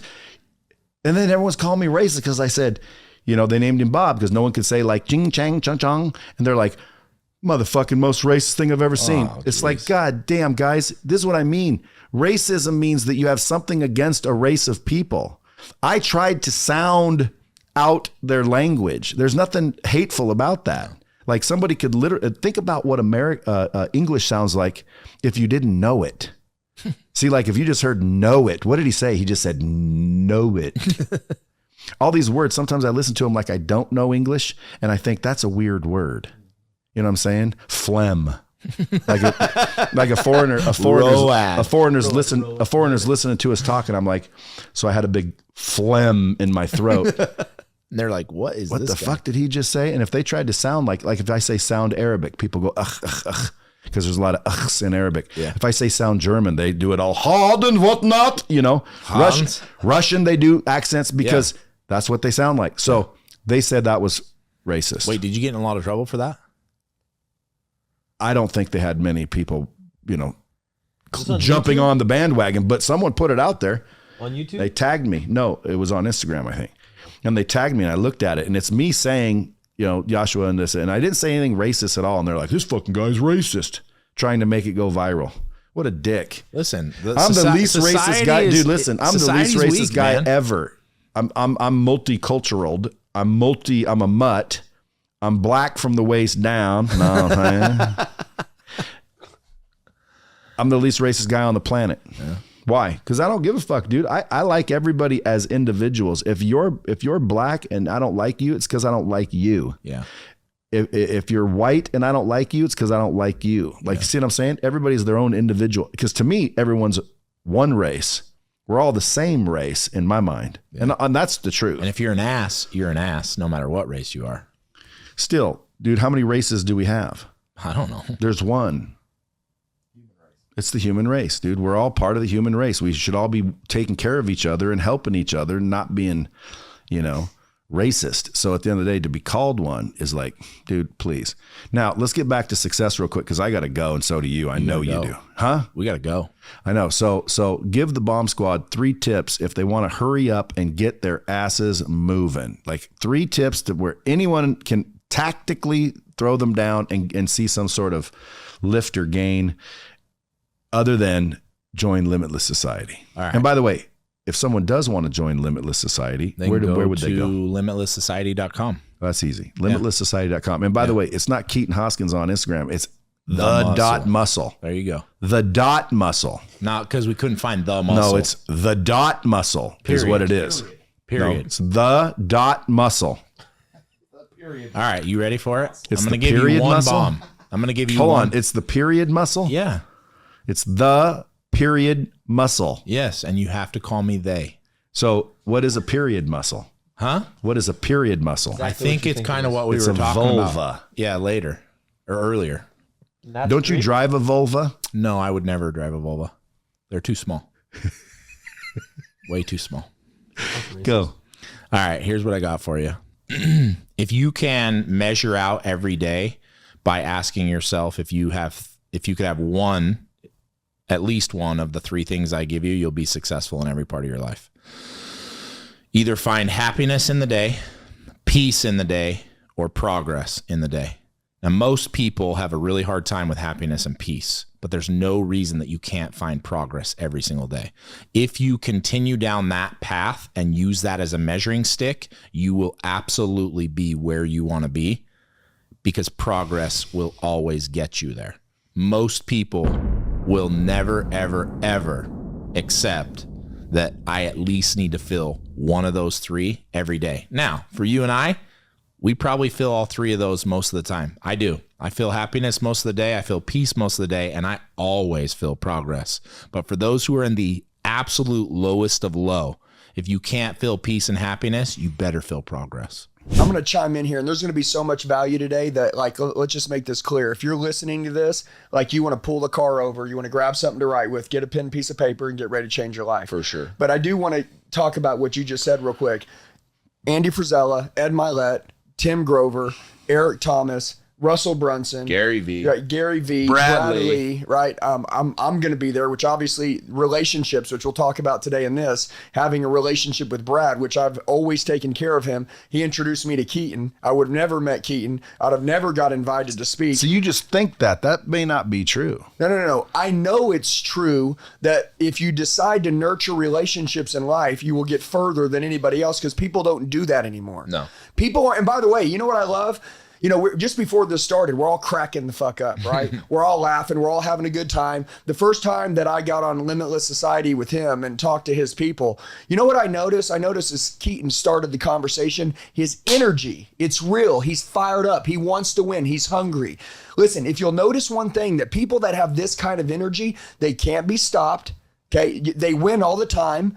They push through everything. They bulldoze over every problem. What about guys with energy like me? How do we do? Well, they're at the end of their cycle. They're coming down. They're realizing. I didn't say where we are. I'm saying you. How do we do? Oh, how do you do? Yeah, because like people with energy. You just kind of coast into a nice, cozy, real successful, wealthy life at this point. Beautiful. Hey, by the way, if anybody wants that, follow me. Hey, but I do want to say something though, something that why we all three have a lot in common. And if somebody wants to be ultra successful, I know it's 2023 at the time of this podcast. If you want to be ultra successful, be fucking real. Right? Like that's one thing that I love about us. Brad, you don't give a shit what anybody thinks about you. Even when you're around people that you love, you don't kiss anybody's ass. You tell the truth and you're going to be you and you never change. Yeah. He's Is that good? Is that good or bad? No, that's amazing. It's great. That's great. So other people should do the same? Well, listen, crowd pleasers and ass kissers and people that can't call their own shot, those people never get a life that fucking counts. Those are the people I want to work for me. Those are the people that are usually the ones hating on people like you. Yeah. Yeah, so I want to say something. You created this event, and then let's get into some real big value. Yeah. It's going to be September 23rd, thelimitlessarena.com. Okay, don't be a dumbass. Tickets are $297. Who are you looking at? I'm looking at myself. No, you're looking at a screen, dude. look at this camera or that camera. All right, so BL, This one my or this director. one? Hey, I'm going to say this, but one day event, literally people walk in one morning at 8 a.m. They leave at 8 p.m. Hey, that's it, man. You can be my director, dude. Hey, That's I'm not hilarious. perfect. Hey, not everybody's got the money maker. Well, I'm just perfect wondering, real like, hair. I thought you looked at the camera so you could talk to the audience like, a pro, but you were looking at the TV. But sometimes, like, there might be someone here, but then there might be someone there. It's like, I just want to make sure if you're anywhere in this screen, I can find you, right? It's a good point. Anywhere that you're at in this just room, in case, 'cause I Andy's don't know looking where at you're you. There'll be the some camera? dude sitting at home all cockeyed going, is he looking at me? I think he's looking at me. Oh shit, dude. Hey, I want to say something though. Keaton, you started coaching a year ago, right? Yeah. 1 year ago, he's got the fastest growing coaching program in almost a country, or I'd say in the country. How in the hell does this shit happen after 1 year? Okay, it's because he knows stuff you don't know. And I want to go back to this event that you're putting on with Goggins, with Andy Frizzell, with Ed Milet, with Brad Lee, with David you, Goggins with- is a beast. Yeah, Ed Milet's a Goggins- beast. yeah. Andy Frisell is Brad Dude, Lee. they're all in one place, dude. I'm going to ask you a question. What would it be worth to you? What would it be worth? What would it be worth to be in front of 15 of the baddest ass son of a bitches that ever led the way in the entrepreneur space, who have badass businesses, who have the information? What would it be worth? $297? That's the bare minimum ticket. You can go to the You got Limitless. $300 tickets to Dude, this? it's not a $300 Bro, ticket. it's a fucking stadium. Ten- Yeah, but how do you 10,000 get people. $300? Why would you do a $300 ticket? Listen, you know why? No, I'm going to tell you why. Dude, he does these are names that command, I know. $3,000 tickets all day long. But Brad, and I'm all gonna- of them. I'm going to do tell you that. why I did it, because the motherfucker cares. Okay, listen to me. Hey, we don't cuss on dropping bombs. The fuck we don't. Hey, Keaton gives a shit about people, so he wanted to give everybody an opportunity to raise their hand, be in this stadium with 10,000 people, and one day walk in one way, leave the other, go home, crush it, and then be a part of, the Limitless crew, which is Limitless Society. So I just want to say, hey, I appreciate this. I've never been to an event that's going to be this nuts. There's been 2 or 3 speakers that I've gone to at certain times. I'm like, man, this is amazing, but never a lineup. Matter of fact, there's never been a lineup like this. No. So I'm just telling you, if you haven't got your tickets or you just found out about this, write down thelimitlesssociety.com. There's going to be 10,000 seats. It's already 8,000 sold out. Go buy your ticket. We will meet you. I'll shake your hand. We'll high five you. Dude, welcome to the Hey, the brotherhood. VIP thing, is roll. there any left of that, or is that sold out? No, VIP sold out. But there is going to be a waiting list, because what I've learned is Some people don't show. Yeah. So here's the thing about that. And by the way, even though they pay a big ass ticket they price, still don't sometimes show. they don't show. Yeah. So the VIP is the night before, and this is actually something that's really important to me. So you should do it just next time. Do me a favor and do it the night after. I can't. So we can drink. I can't. Why? Because I've learned that when speakers come to speak, they spend all of their energy on stage. The last thing they want to do that night is go and do an event. I'm serious. I've done it before that way. Not the speakers you have. Yeah, well, maybe not the speakers I've had, but the speakers I've had in the past, which are some of them. It is some of them. You mean they put so much into speaking? No, that I they're think- spent for the evening. I mean, dude, I know it sounds stupid, but that's the Dude. excuse that I get. I'm not giving them that. I'm That's not an giving that. excuse, because again, to me, it's like, hey, I spoke. Now let me get the fuck back to my family. Yeah. So you do it the night before. So it's like, hey, fly in. We'll do but the VIP thing. Yeah. Now everybody's getting up the next day all early and shit and hung over and Yeah, could but we're give not- a fucked performance. We're not. No. We're not going to let anybody that's performing drink. All Hey, right. Hey, let's talk about some massive value for a minute, Brad. Let's talk about how long. To stay on task is what Andy's saying. No, well, because I want to give some value, because this is like they know where to go now, and if they're serious about winning, they're going to go get their ticket, because if they don't go there, their life's not going to change, or you're going to stay the same, and it's not worth the risk staying the same. But I want to say something, Brad. You talk every freaking day about like what people should do, and I hear you say all the time, you need to make a decision. Am I right? Like that's always in every speech you say, is that people need to make a decision. Well, again, you make Right? what I say sound better, so that's No, why it but you sounds say good. they but- need to make a decision. 100%. I say, he always yes. talks about yeah, but what I execution. say is it is a decision. It's just a decision. Yes, but the decision has to be made by you, because I can't make it for you. You can't make it Correct. for someone else. People have to make a decision. So I wanted to say, like, dude, this information that will be given out at this event, which I'm cool to talk about some of it right now. Like, dude, like when you go there, like your mind is going to recreate the way you think. Like you're just going to hijack 15 of the top entrepreneurs in the world, the way they think, and you're literally going to replace your mind or skill stack what they think. When you leave, like, dude, we're in the era of 2023. Like, dude, I can't believe that we have access to this information. Absolutely. You didn't have access to it when you were younger. You didn't have access. I didn't have access. That's why your coaching program grew so fast. That's why our company's fucking it up. Dude, you told me how to build social media. I went and did what you said. Boom, we're starting to dust everybody. You explained how a coaching program works. Guys like me start doing it. Boom, we blow up. Guys like him start doing it. Boom, we blow up. Everybody can have it. There's 8 or 9 billion people in this world who need help. Everybody right now. We need more freaking leaders. That's really what this is about. Yeah. We need more badasses. It's the truth. This is the freaking movement, man. Like I need some people right now in their car to raise their hand and say, dude, like I'm gonna freaking go all in, because no one else probably is. You know what? Hold on. This is a good point. This is a good point. A telethon. When go people live say right now. stuff like that, and then the person that's in the car right now listening doesn't do it, guess what? You and I both know that person's not going to succeed.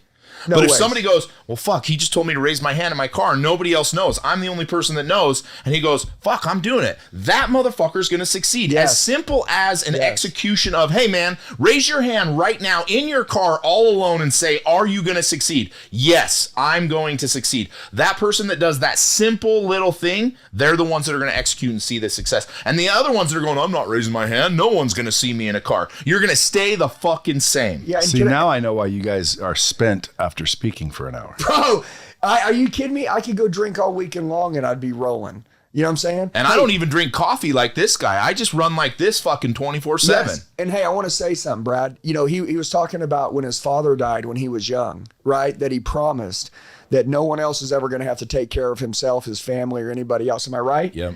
Dude, I watch his energy, and I know Brad has a different kind of energy, but Brad is a fucking executioner, right? Like everybody knows Brad is very impatient. When Brad wants something, he executes, he attacks, he goes all in. You know, he doesn't care what other people think. I mean, like he does it all right. You don't have to be wild, and we're not crazy. We just can't believe that we get this opportunity, so we're not gonna rest. 100%. Right? And the passion behind what we do is there. It just is. Dude, and that's the key, passion. Brad, you know, I'm a sales trainer, right? So I'm always talking about like, dude, out carry your competition. Like when you walk in, shake somebody's hand, say hi, hello, or do anything. Like they can tell if you care or don't, okay? Like clearly we give a shit about what we do. And what me and him do isn't give people information. We give people transformations.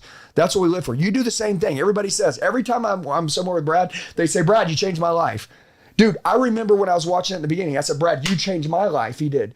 And then now people are coming to me and say, I changed my life. I just told you we need more leaders. Okay, so he led me, now I'm here, and then I'm watching you, and I'm like, shit, dude, where does this guy get his energy? And I want to know the backstory. So Keaton, you said, hey, man, my dad died. I decided, hey, this ain't going to be our life. And plus you decided that you were going to be healthy too, which I talk about a lot and people don't like. Yeah. But dude, like your energy, the way that you execute, the way that you tack, the way that you don't care about what anybody else thinks, dude, calling your own shot right now, what your life's going to look like will be the greatest thing you ever did, and never let anybody talk you out of it. Every time that I meet you, you get a little bit crazier. You may, Brad's acts like he's low key. I thought I was winding down. No, you're definitely crazier. No, you're crazier. And like dude, senile type you crazy. take a little bit. Yeah, but he takes risk. He's not afraid of nothing. And anyways, hey, isn't it funny right now? I want to tell somebody, I was talking to a group of solar people. There's 1,000 solar sales reps the other day in this room, and I'm talking to them. And I said, the number one reason why you're not going to make it in here is because your parents are going to hear that you're doing door-to-door solar sales training now, and they're going to talk you out of it, telling you how fucking stupid it is. And go back to a 9 to 5. Yeah, dude, no, and you're going to go do something that they want you to, because they envisioned you doing this. What did your dad envision you doing? Your mom envision you doing? What did they people do what you want to do. Like, if you want to get rich, 2 words: sales, leadership. Absolutely. Those 2 things are dangerous, but there's people that are going to try to talk you out of it along the way. And I know that that's happened to you. And I think that there's some people right now that dude, it's 2023. Dude, you have more resources right now than you've ever had in your life. And just internally, man, are you listening to other people, or are you going all in on yourself? But I love Keaton's energy. I love the way that he passionately, it sounds like he's yelling at people when he's talking to them, or even me. But you know what it is, dude, is that you're drowning out all the voices that are attacking people in this world. And you're not telling people to get rid of them. You're getting rid of them for them. Yeah. Because you know that they struggle with that shit. Well, dude, you know what the one thing is? Because people say that to me all the time. They're like, oh, man, you sound like you're so intense, and you're yelling, and you're this, and you're that. And I say, you know what? What if I put an hourglass, a sand hourglass on your shoulder that said when you're going to die, and that motherfucker was in 6 months from today? Would you run and scream and yell and get everything done that you wanted to get done in that amount of time? Or would you just slowly coast into, oh, well, this is the end, man. This is all I get. And the truth is that people like you, people like Brad, people like myself, we essentially see death on the horizon with ourselves, our families, our friends. And it's like, dude, we don't have enough time.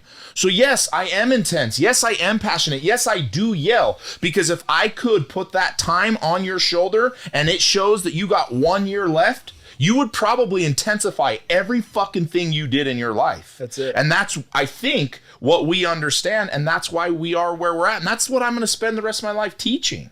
Yeah, and we talk about death in our house, Brad, all the time. My son, every day, I ask him, why do I tell you every day what you need to do? In case dad don't come home tomorrow. That's it. Let's have some real conversations with our kids. By the way, my wife, Brad, you know how she treats our kids. She said, hey, do you want me to treat you like a 3, 4, 5-year-old and feed your ice cream, make you feel good? Or do you want me to give you the cold, hard truth and treat you like the bad ASS that I see you becoming? You tell me, little kid or a badass? And they said, bad ASS, Mom. And he says, okay. Then we're not going to do this. We're not going to be like these other little kids. You're a freaking leader. And dude, our kids, and I've watched the way that your kids operate. I've watched the way that your kids operate. Dude, our kids, literally the entrepreneurship level, the street smarts that they have, they're going to be dangerous. They have no one to look up to except their parents. So if you're someone right now that has kids or you got a family, dude, listen to me, man. If you don't step up and lead the way and do something badass, there's no way that your kids are going to think that they can do it. Our kids watch us, and that's why they're so freaking fearless. Yeah. You know what I'm saying? I love it, dude. And proximity, right? Proximity of getting around the right people. Brad, you talk about it all the time. What's it worth to buy a ticket to go to an event? Priceless. Dude, just the people that are going to go watch these events are like-minded people who want to grow. If you're a leader and you want a badass team, guess where your team is? In that arena. I mean, dude, if I was going to go hire 100 or 1,000 people, if I was a recruiter, I would be in that event. I'd recruit everybody. Everybody. Because those guys are investing in themselves to train. Yes, they're there thinking that, hey, I think I could have a better life. Yeah. Okay. And then also, if you're on the flip side, you're like, dude, you know what, man? I need an opportunity. Why would I go to that? My life's falling apart. Dude, there's someone in that room that could shake your hand, make you a millionaire overnight. Yeah. I mean, we see it happen every freaking day, man. So it's just like, dude, whether you're on that end that you need a team or you're on the other end where you're looking for your team, get around proximity, man. When I got around Brad, there was a lot of things that I was questioning in the beginning in 2019 or 2020 when I was getting on social media. Everybody was making fun of me. Hey, they still make fun of me and I'm totally cool with it. But I took it differently then. I was having a little bit of a problem with it. And Brad's like, man, fuck them, dude. You just actually have the courage to do what they wish they could do. So they're just going to hate on you. Yeah. And I was like, it took me a minute to get that. But once I got it, and that is the truth, but it has to be your decision. Because if it's not my decision, I'm not going to own it. And that's what I love about Brad. That's why I watch Brad fearlessly walk in. I see people that could have way more money. Brad don't give a shit. I love what you said. I can walk in the room and that guy has got $1 billion. And dude, you don't talk to him matter of fact, you talk to the bus boy at the table. better than you talk to the billionaire, because that kid, you're trying to invest in him. You believe he'll listen more than that billionaire. You don't kiss anybody's ass. Nobody. And I love that, man. Like, I love being around real people. It just doesn't exist anymore. So like, let's make this podcast the one where people are like, dude, you know what? Screw everybody. I'm going to go all in on what I want and become a great leader so you can inspire other people, because you got a spirit that's inside you. You know, to inspire somebody is to have a spirit. When we walk into rooms, it's magnetic, it's infectious. Do we bring good vibes? Dude, if there's some like bad juju in a room, I'm going to get that shit out of there. Yeah. That shit can't live in the proximity of the area that we're in. It can't live. You'll kill it out. You'll choke it out, you know? Brad, go ahead. Nothing. I'm listening. No, but you know what I mean, dude. Like, negative companies, if leaders were like this, like, you wouldn't have a negative company. You know what? That's the number one principle I teach people right out of the gates is figure out who in your life is toxic as shit and get them out. And then most people will go right back to, well, it's my mom or it's my brother or it's my best friend. And I think, all right, then let me reframe this. If you had cancer in your body right now and the doctor said you have cancer, would you say, yeah, but can I cut it out in a few weeks? Can I get rid of it in a year? Maybe we could drain it. No, you would say, get that the fuck out of my, out. I want out. Unless it's prostate cancer. Get it the fuck out. Oh, no. Then you don't cut that shit out. There's other treatments. No way. Cut it out. I want it out. Dude, you cut it out. Now you're like, That's all right. no, you ain't. No, it ain't. You know, there's other alternatives from what I'm whatever hearing. it is, whatever you got to do to get rid of it, you fucking take the path to get rid of it. That's the point of what I'm saying. just fucking with you. Cut it out. Yeah. I'm just throwing Cut you it guys curveballs, man. I know you are. That's what you do. You got to keep you on your toes. Brad, what's one of the biggest things that you see? You're on calls every week with people. You're on, you know, you do some personal coaching, which you don't do a lot of anymore, but you're in big group setting. What's the number one thing that you see where people struggle? Is it, To me, Yeah. self-belief. yeah, I was about to say, is it belief? Is it just people believing that they're It's worth 100% self-belief. They don't believe in themselves. They don't trust themselves. They seek validation from everybody else and society and Instagram and likes instead of, like, you know. You just talked on this on my my call last week. I mean, You talked about self-worth and why it's so important. Because the truth is if you don't have self-worth, you don't have anything. You can't fill up a cup that you're empty with. Like, it doesn't work. And even in the speech that you gave to my group, everybody walked away and was like, Brad's right. who was that? Yeah, hey, dick? and the secret is that no one else is going to give it to you. No. And it wasn't. it's it wasn't- Like your wife, I know your wife, like, she gives you belief. Yeah. Hey, Like, but she's listen, like, it "You're really my man." wasn't a speech, though. See, like right now, this isn't a speech. We're No, not. No, giving- this is just a conversation. Same conversation we had last night. But that's all I did on your Yeah. thing. Is I just told them. I just What he's shared saying with is them your what message. I believe. Your message was your message was self-belief. self-belief. And by the way, Brad, like, nobody, People need that message. Yes. Yeah, and in the morning though, when you wake up and you go to come in and you go to run your company and you go to walk into your people, like, nobody gets you fired up. Nobody's as No, responsible. like, dude, for every your time I belief. wake up, sometimes, like, it's so beautiful out, I think maybe I'll just leave it out. But that's the secret though, is, and I'm going to say this, like, so I'm going to go back to this event for a minute. Yeah. If you knew in one day the top influencers in the world, each one of them would tell you how they've gotten to where they want to go. And literally, I'm going to say the word brainwash, but we're going to put recreate your thinking. You literally could change your entire life by getting this new information. Brad, you always talk about new information. Like, people need new information, right? And you could get this new information. You would understand that if you could take that and just basically, like a computer gets reprogrammed, you could reprogram yourself. You could leave there, and ultimately, if no one believed in you and you believed in you, which is what you do, I do, and you do. Now, my wife believes in me, Melissa, and no matter what Brad says, Melissa's like, oh my God, I love you, Brad. She believes in Brad so much, no matter what he does, she believes him. Well, that's only because I ain't giving her nothing but evidence. Well, but the deal is that not everybody has that. But my point is, look, he always drops his own. He drops his own bomb. That's not a bomb, Andy. That's an applause. applause. Well, the bomb. Sorry. Would be,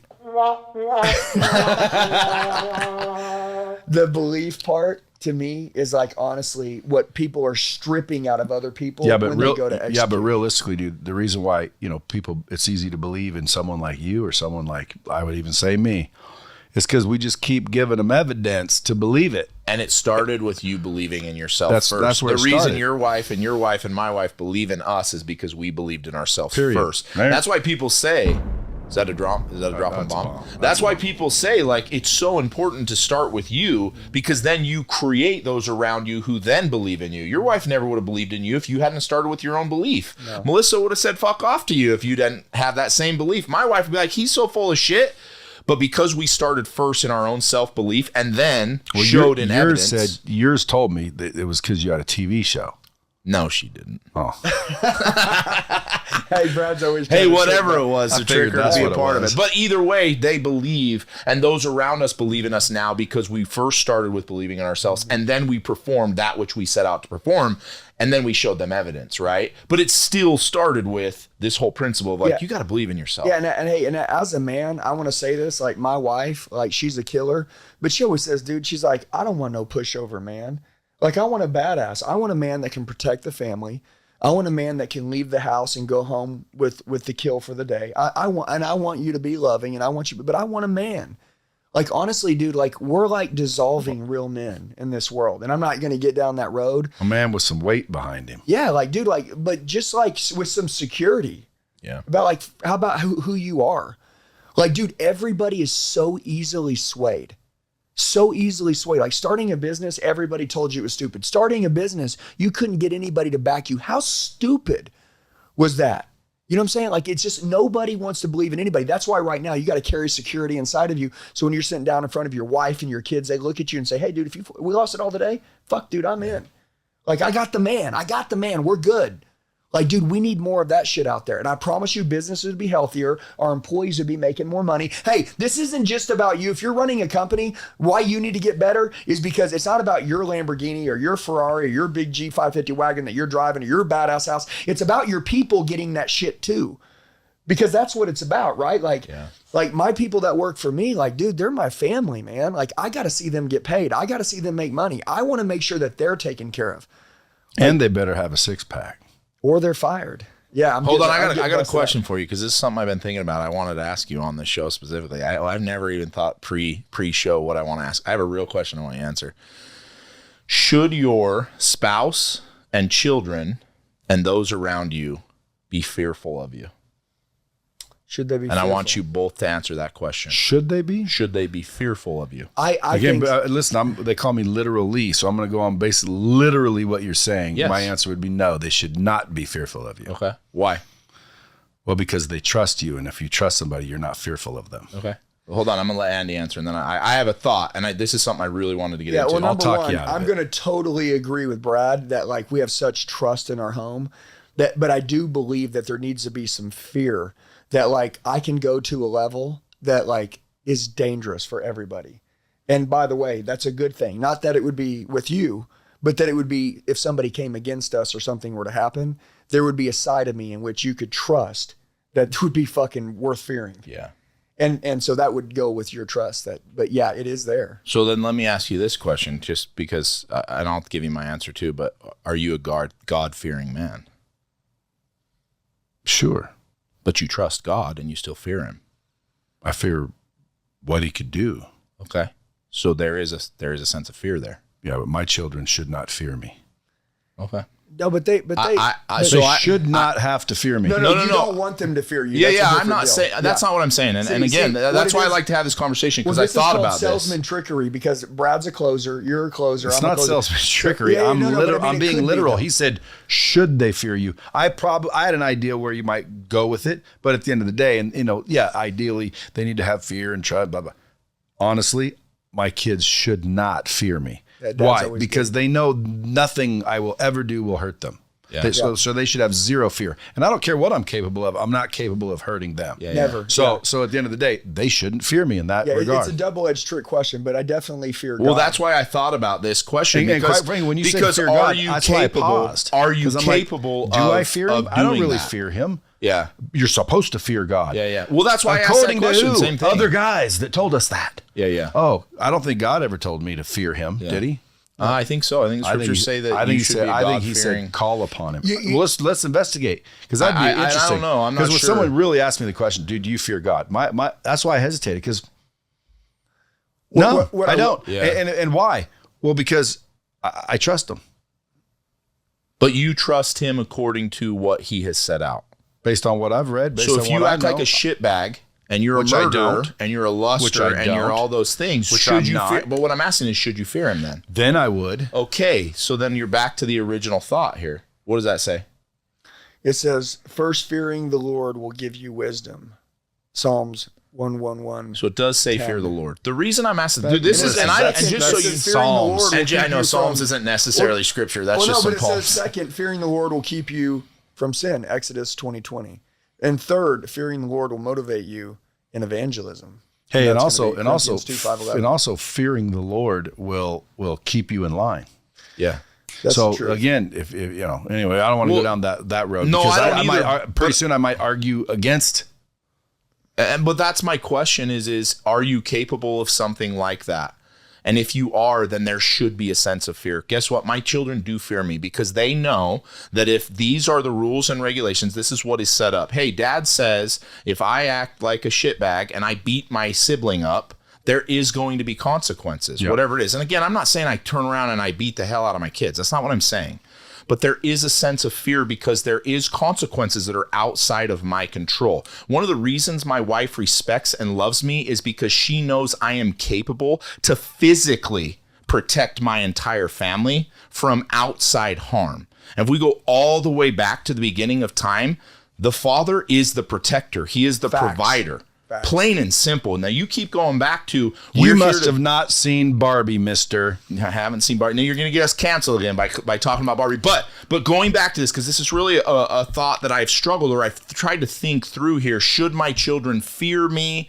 And what does that look like? But at the end of the day, am I capable of damage to other human beings, whether that's in the protection of myself, the protection of my family, so on and so forth. Or just in a drunken stupor. Yeah, or in a drunken stupor. My children understand because they trust me that will never reach to them, but he is capable of that. And when there are rules and regulations set in this home, I follow because I know what consequences are. And dad is not somebody who's just going to let things go, let things happen. And so again, that's why I asked this question. Should they fear? Dude, my wife does. She fears what I can do to other people. She's seen it one time in our marriage where somebody came out while we were at a concert, somebody hit on my wife and then grabbed her. I was totally fine with him hitting on my wife. I have no problem having the hottest wife around. I don't. I know guys are going to hit on her.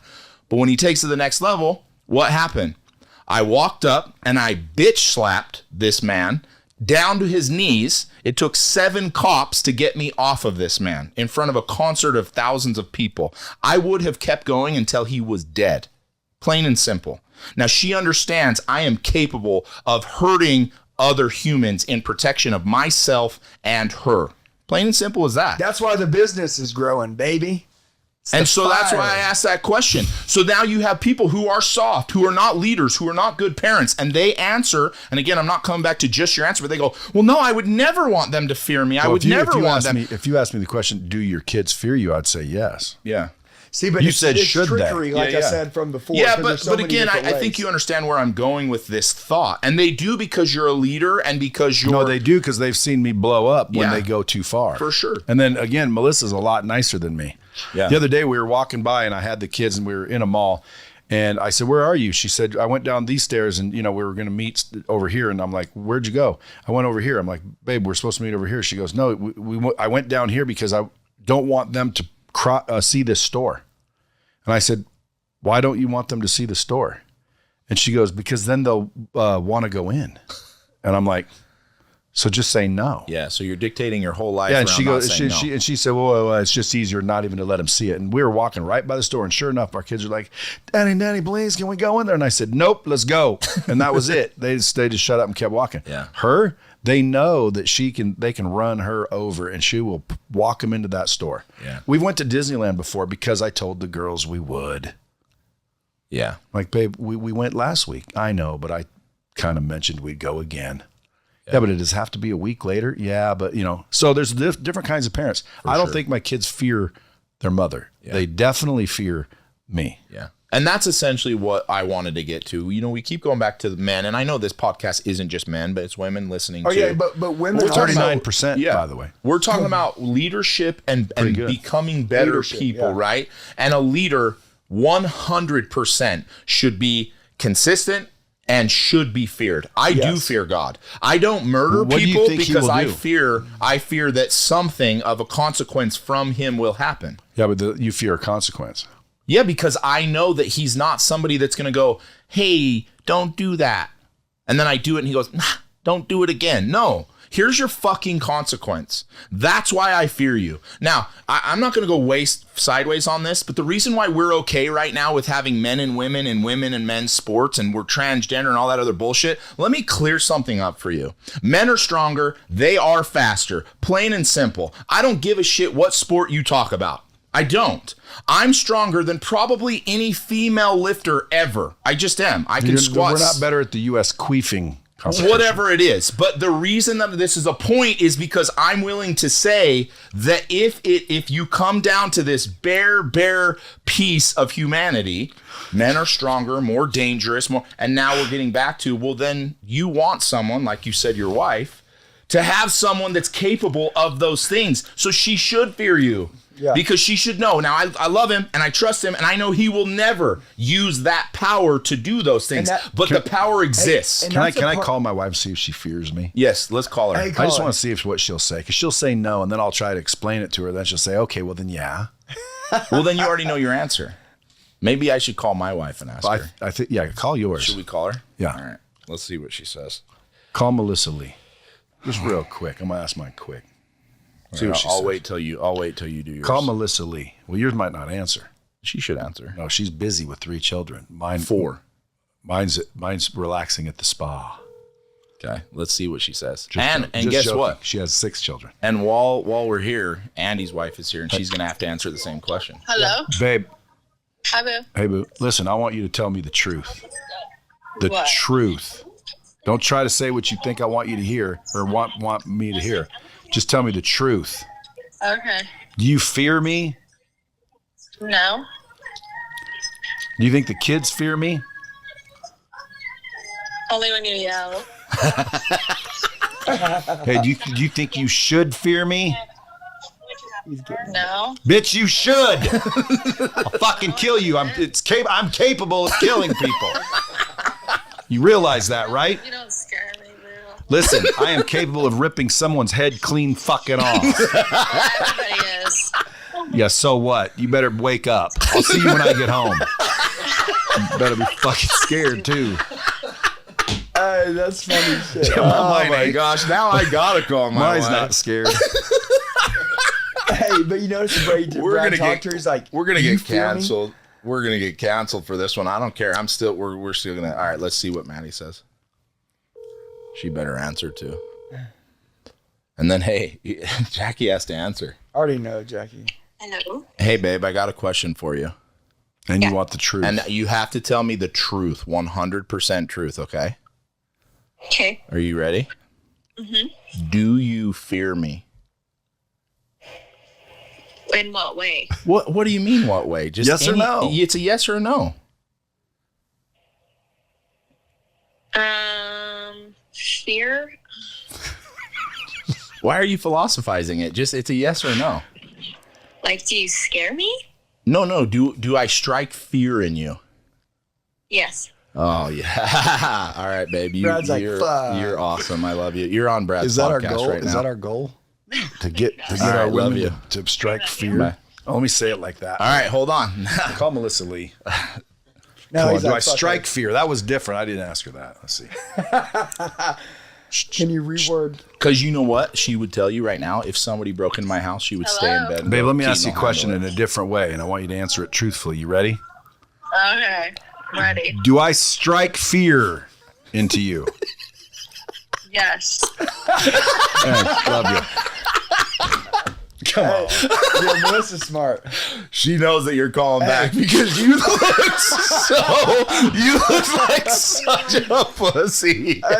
Dude, I guarantee if I asked her point blank, do I fear you? She would say, ultimately at the end, if you explained it, she'd say, well, then yes. Yeah. But she's saying no, the reason why I said I don't think they should, because she knows I'm never going to hurt her. Yeah. So she's not afraid of anything when it comes to me. But if she heard you explain it, she'd say, well, then yes, I fear him because I've seen him almost fucking lose it. Yeah. And so like, and Wait, she's never seen you lose it? Yeah, she's almost seen me lose a couple times. And she was scared, and she is scared. And sometimes like I'll lose it fucking, like for some reason, if a little kid, my little kid gets hurt, like if I say, stop doing that, you're going to get hurt. Stop doing that when you get hurt. She can get hurt. And I'm not, oh baby, I told you. I'm fucking pissed. Yeah. And I fucking literally lose it for a split especially- second. I've been telling people that are having a little bit hard time with just life. I said, dude, just put on some headphones, listen to these fucking songs. Yes. Like 100, Legendary. Like I got a whole, it's called Beast Workout on my playlist. That's what I named it. Yep. And it's all Rob Bailey. Yeah. So did you ever see Andy when Andy lost his weight? Yeah. They did a video. One of Rob's videos is of Andy when he was heavy to when he got in shape. And the music is, what's the song called? Anyways, what's it say? I'll tell you what it's called. It's all about I won't back down. It's the new one. It's not his newest one. I'll look it up. But it's all about put the shit on my back. I'm going forward. Like we're going. And the whole video is Andy Frizella losing weight, like getting his shit into shape, because he did that over the last few years. And the video's unreal. And it's all because of the mentality of his music is that same piece. It's like, dude, fuck what you're feeling and doing. If you want to get better and be better, you got to step the fuck up to all the challenges. And I don't give a shit about your excuses. Everybody has some. Move forward. One of the main sentences in one of the songs is, I deserve every minute of this. Yeah. You heard, the song I'm talking about? Yeah. Like he's screaming it. Yeah. And I've been to a point where like, I don't want to fucking do cardio. I don't want to fucking work out. So I make excuses. Yeah. But, I finally decided, fuck that. I'm getting in shape. I'm getting a 6-pack. Yeah. And then I'll try to maintain around 10, 12% body fat. Yeah. And I'm going to start working out. Like there's no more choice. So I started listening to the Rob Bailey to pump me up. And that sentence, I deserve every minute of this. It again shifted my perspective. It's like before I was thinking, I deserve not to do this. Yeah. When in reality, dude, do you not think you're worth the work? Yes. That's what that made me believe. Yeah. Like I am worth every fucking minute of this. Yeah, absolutely. And I don't know if that's what he meant. Yeah. When he said it or when he says it, but, and I don't know who's singing either. Who's Hustle? The Hustle Standard. So there's two of them. Hustle is Charlie, his partner, and Rob's doing most of the yelling. And Hustle's doing a little bit more vocal stuff. Is he a black dude? Sounds like a rapper. No, they're both white. Dude, it's like rapper rock almost, dude. It's and fucking he just good. came out with a new song called Guns and Ammo. The Guns and Ammo? Huh? Land and Ammo. Yeah. Well, mental medicine. I thought of that. Yeah. I thought of that this morning as I was getting out of the gym, and I just DM'd him. I'm like, dude, your shit is like fucking mental medicine. You got to have him on the show. Anybody that's depressed or struggling, I would say just get headphones, download the Beast Workout. I got them all, but download Rob Bailey and fucking just listen to the words and do the work.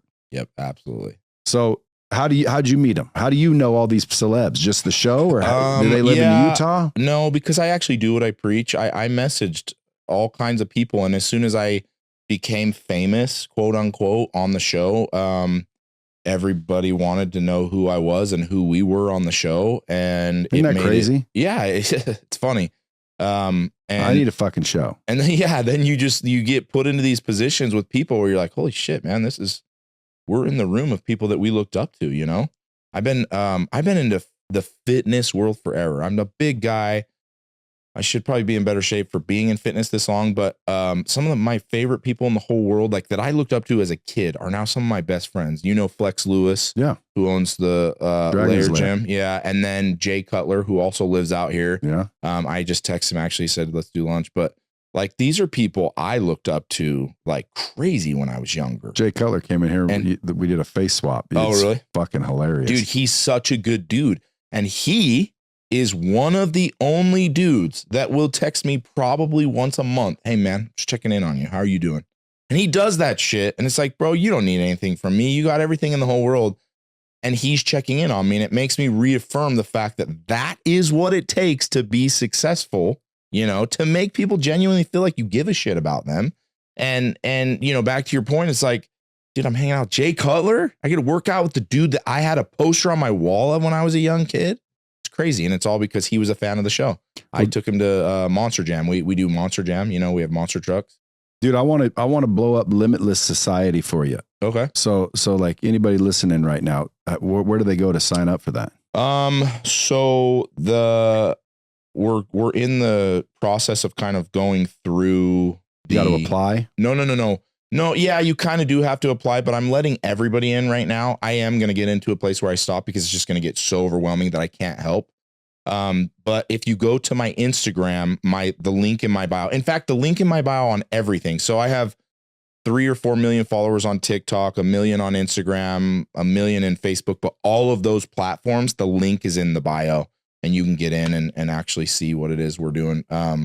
That is, and I genuinely mean that is where all my energy is going from here on out. And so is it a weekly call? What is it? Yeah. So every week I do a call. Everybody gets on the call with me and essentially we talk like this. But you can't talk to all 1,000 people. But what I've learned is I have a guy, a moderator, and he scrolls through everything while I'm talking so I can see. I get to see everybody's face. I don't do well if I just talk to like a fucking curtain. I know. When I'm talking to somebody, it's like, oh, okay. So he's scrolling through for me and he's catching all of these emotions and then he'll like stop on them. And then I start speaking to them. So we do the weekly call. We do meetups where like, if I'm in town, hey guys, I'm in town. Let's go do something. Like, even if it's 50 people, let's go, you know? What type of thing?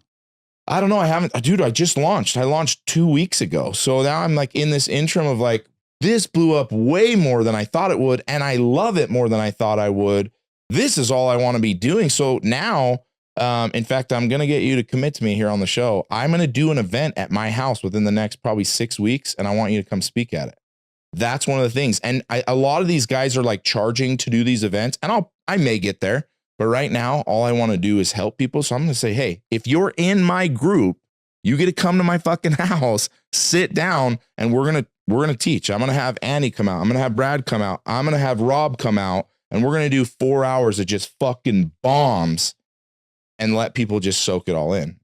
So there's that. And then the biggest part, and this is, I think, the biggest part. I have an app that's called Discord. You heard of Discord? Yeah, I got one now. I didn't even know anything about it until I launched this 2 weeks ago. I guess it's a thing. And it's essentially a big thing. Yeah, it's a social media platform. How many you got on there already? I have 500, I think. Yeah, that'll grow. Yeah. Do you know the address or how do you get there? No, you can only get in if you're an actual member, right? And that gets sent. So once you sign up to Limitless Society, it runs you through all the videos, the layouts of everything. Because I have high expectations for everybody, even in the group.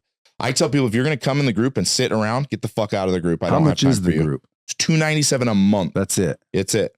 $297 a month. And in the Discord, you're connecting with everybody, right? Like everybody's talking. I'm throwing up subjects and I'm teaching in there. So almost every day I'm teaching a principle or something. How much time you spend in there? 3 to 5 hours a day. I'm it's in kind there. Of fun. Dude, it's so cool because I'm seeing people connect. Well, I got one called Crash House. I just started a while back. Yeah. And it's like, I'm so busy because I got shit to do. Yeah. And I'm like, they keep going like, you know, you want to pop in here? And so I'm like, dude, this takes time. Yeah. Like you got to focus on that. Yeah. You That's have to 5 put hours energy. a day, huh? Yeah. Dude, I'm just in there and dude, I'm doing other stuff, right? Like I'm not just sitting there. I can't sit still and just, ugh. So, you know, I'm in like on the way here on the flight, I was in it and I was talking and messages, but dude, this is what's cool about that. I told everybody I have some fucking rules for Discord. If you show up here and you don't talk, I'm kicking you the fuck out of the group. If you show up and you don't support everybody's business, everybody's. Like this lady just messaged me. She's like, hey, I think I'm going to start cookie company. I said, cool. I'm your first customer. I want a subscription. She was like, oh, okay, great. I said, guess what? Everybody in that fucking Discord better support you. I don't care if it's good business or not. We are all leveling up together. And if you're in this group and in this society, you are supporting everyone. And the only other rule I have, this is my only other rule. What if they can't afford it? Like they'll be kicked out because they can't afford to support everybody. They got it. Yeah, bro. Fuck, get out. You got to. if you want to level up, you have to be able to support people around you because they're going to support you, right? If I start a company and it's supplements and it's $49 to buy my protein and you go to another store and buy somebody else's shit, I don't want you in my fucking society and in my group. I don't want you supporting me, you know? So that's how it should be. It is, right? Like, how do we level up as a community, as a society? Everybody's supporting everybody. And if you for a second tell me that you're going to roll into Walmart and buy their shit over mine, fuck you, dude. I don't want you or in my GNC. Group. Yeah, I don't want that. So anyways, in the society, in that group, I keep calling it society, but in that group, I said, listen, there's only one other rule. Don't you ever fucking talk shit on yourself, and don't you ever talk shit in this group. If I catch either one of those, you're kicked out. The whole purpose of this is every single time you flip this open, it is nothing but crazy positive energy and everybody just boom, boom, boom, leveling up. And dude, we launched 2-3 weeks ago and you should see the message. I mean, you know, because you have a Discord, but I'm getting people in there doing business with each other. I got people in there signing contracts for hundreds of thousands of dollars with each other. These are people who are living paycheck to paycheck. Are you just texting all of this? They're typing all of this messaging in there? Because that's what I don't like about it. Like I can't keep up.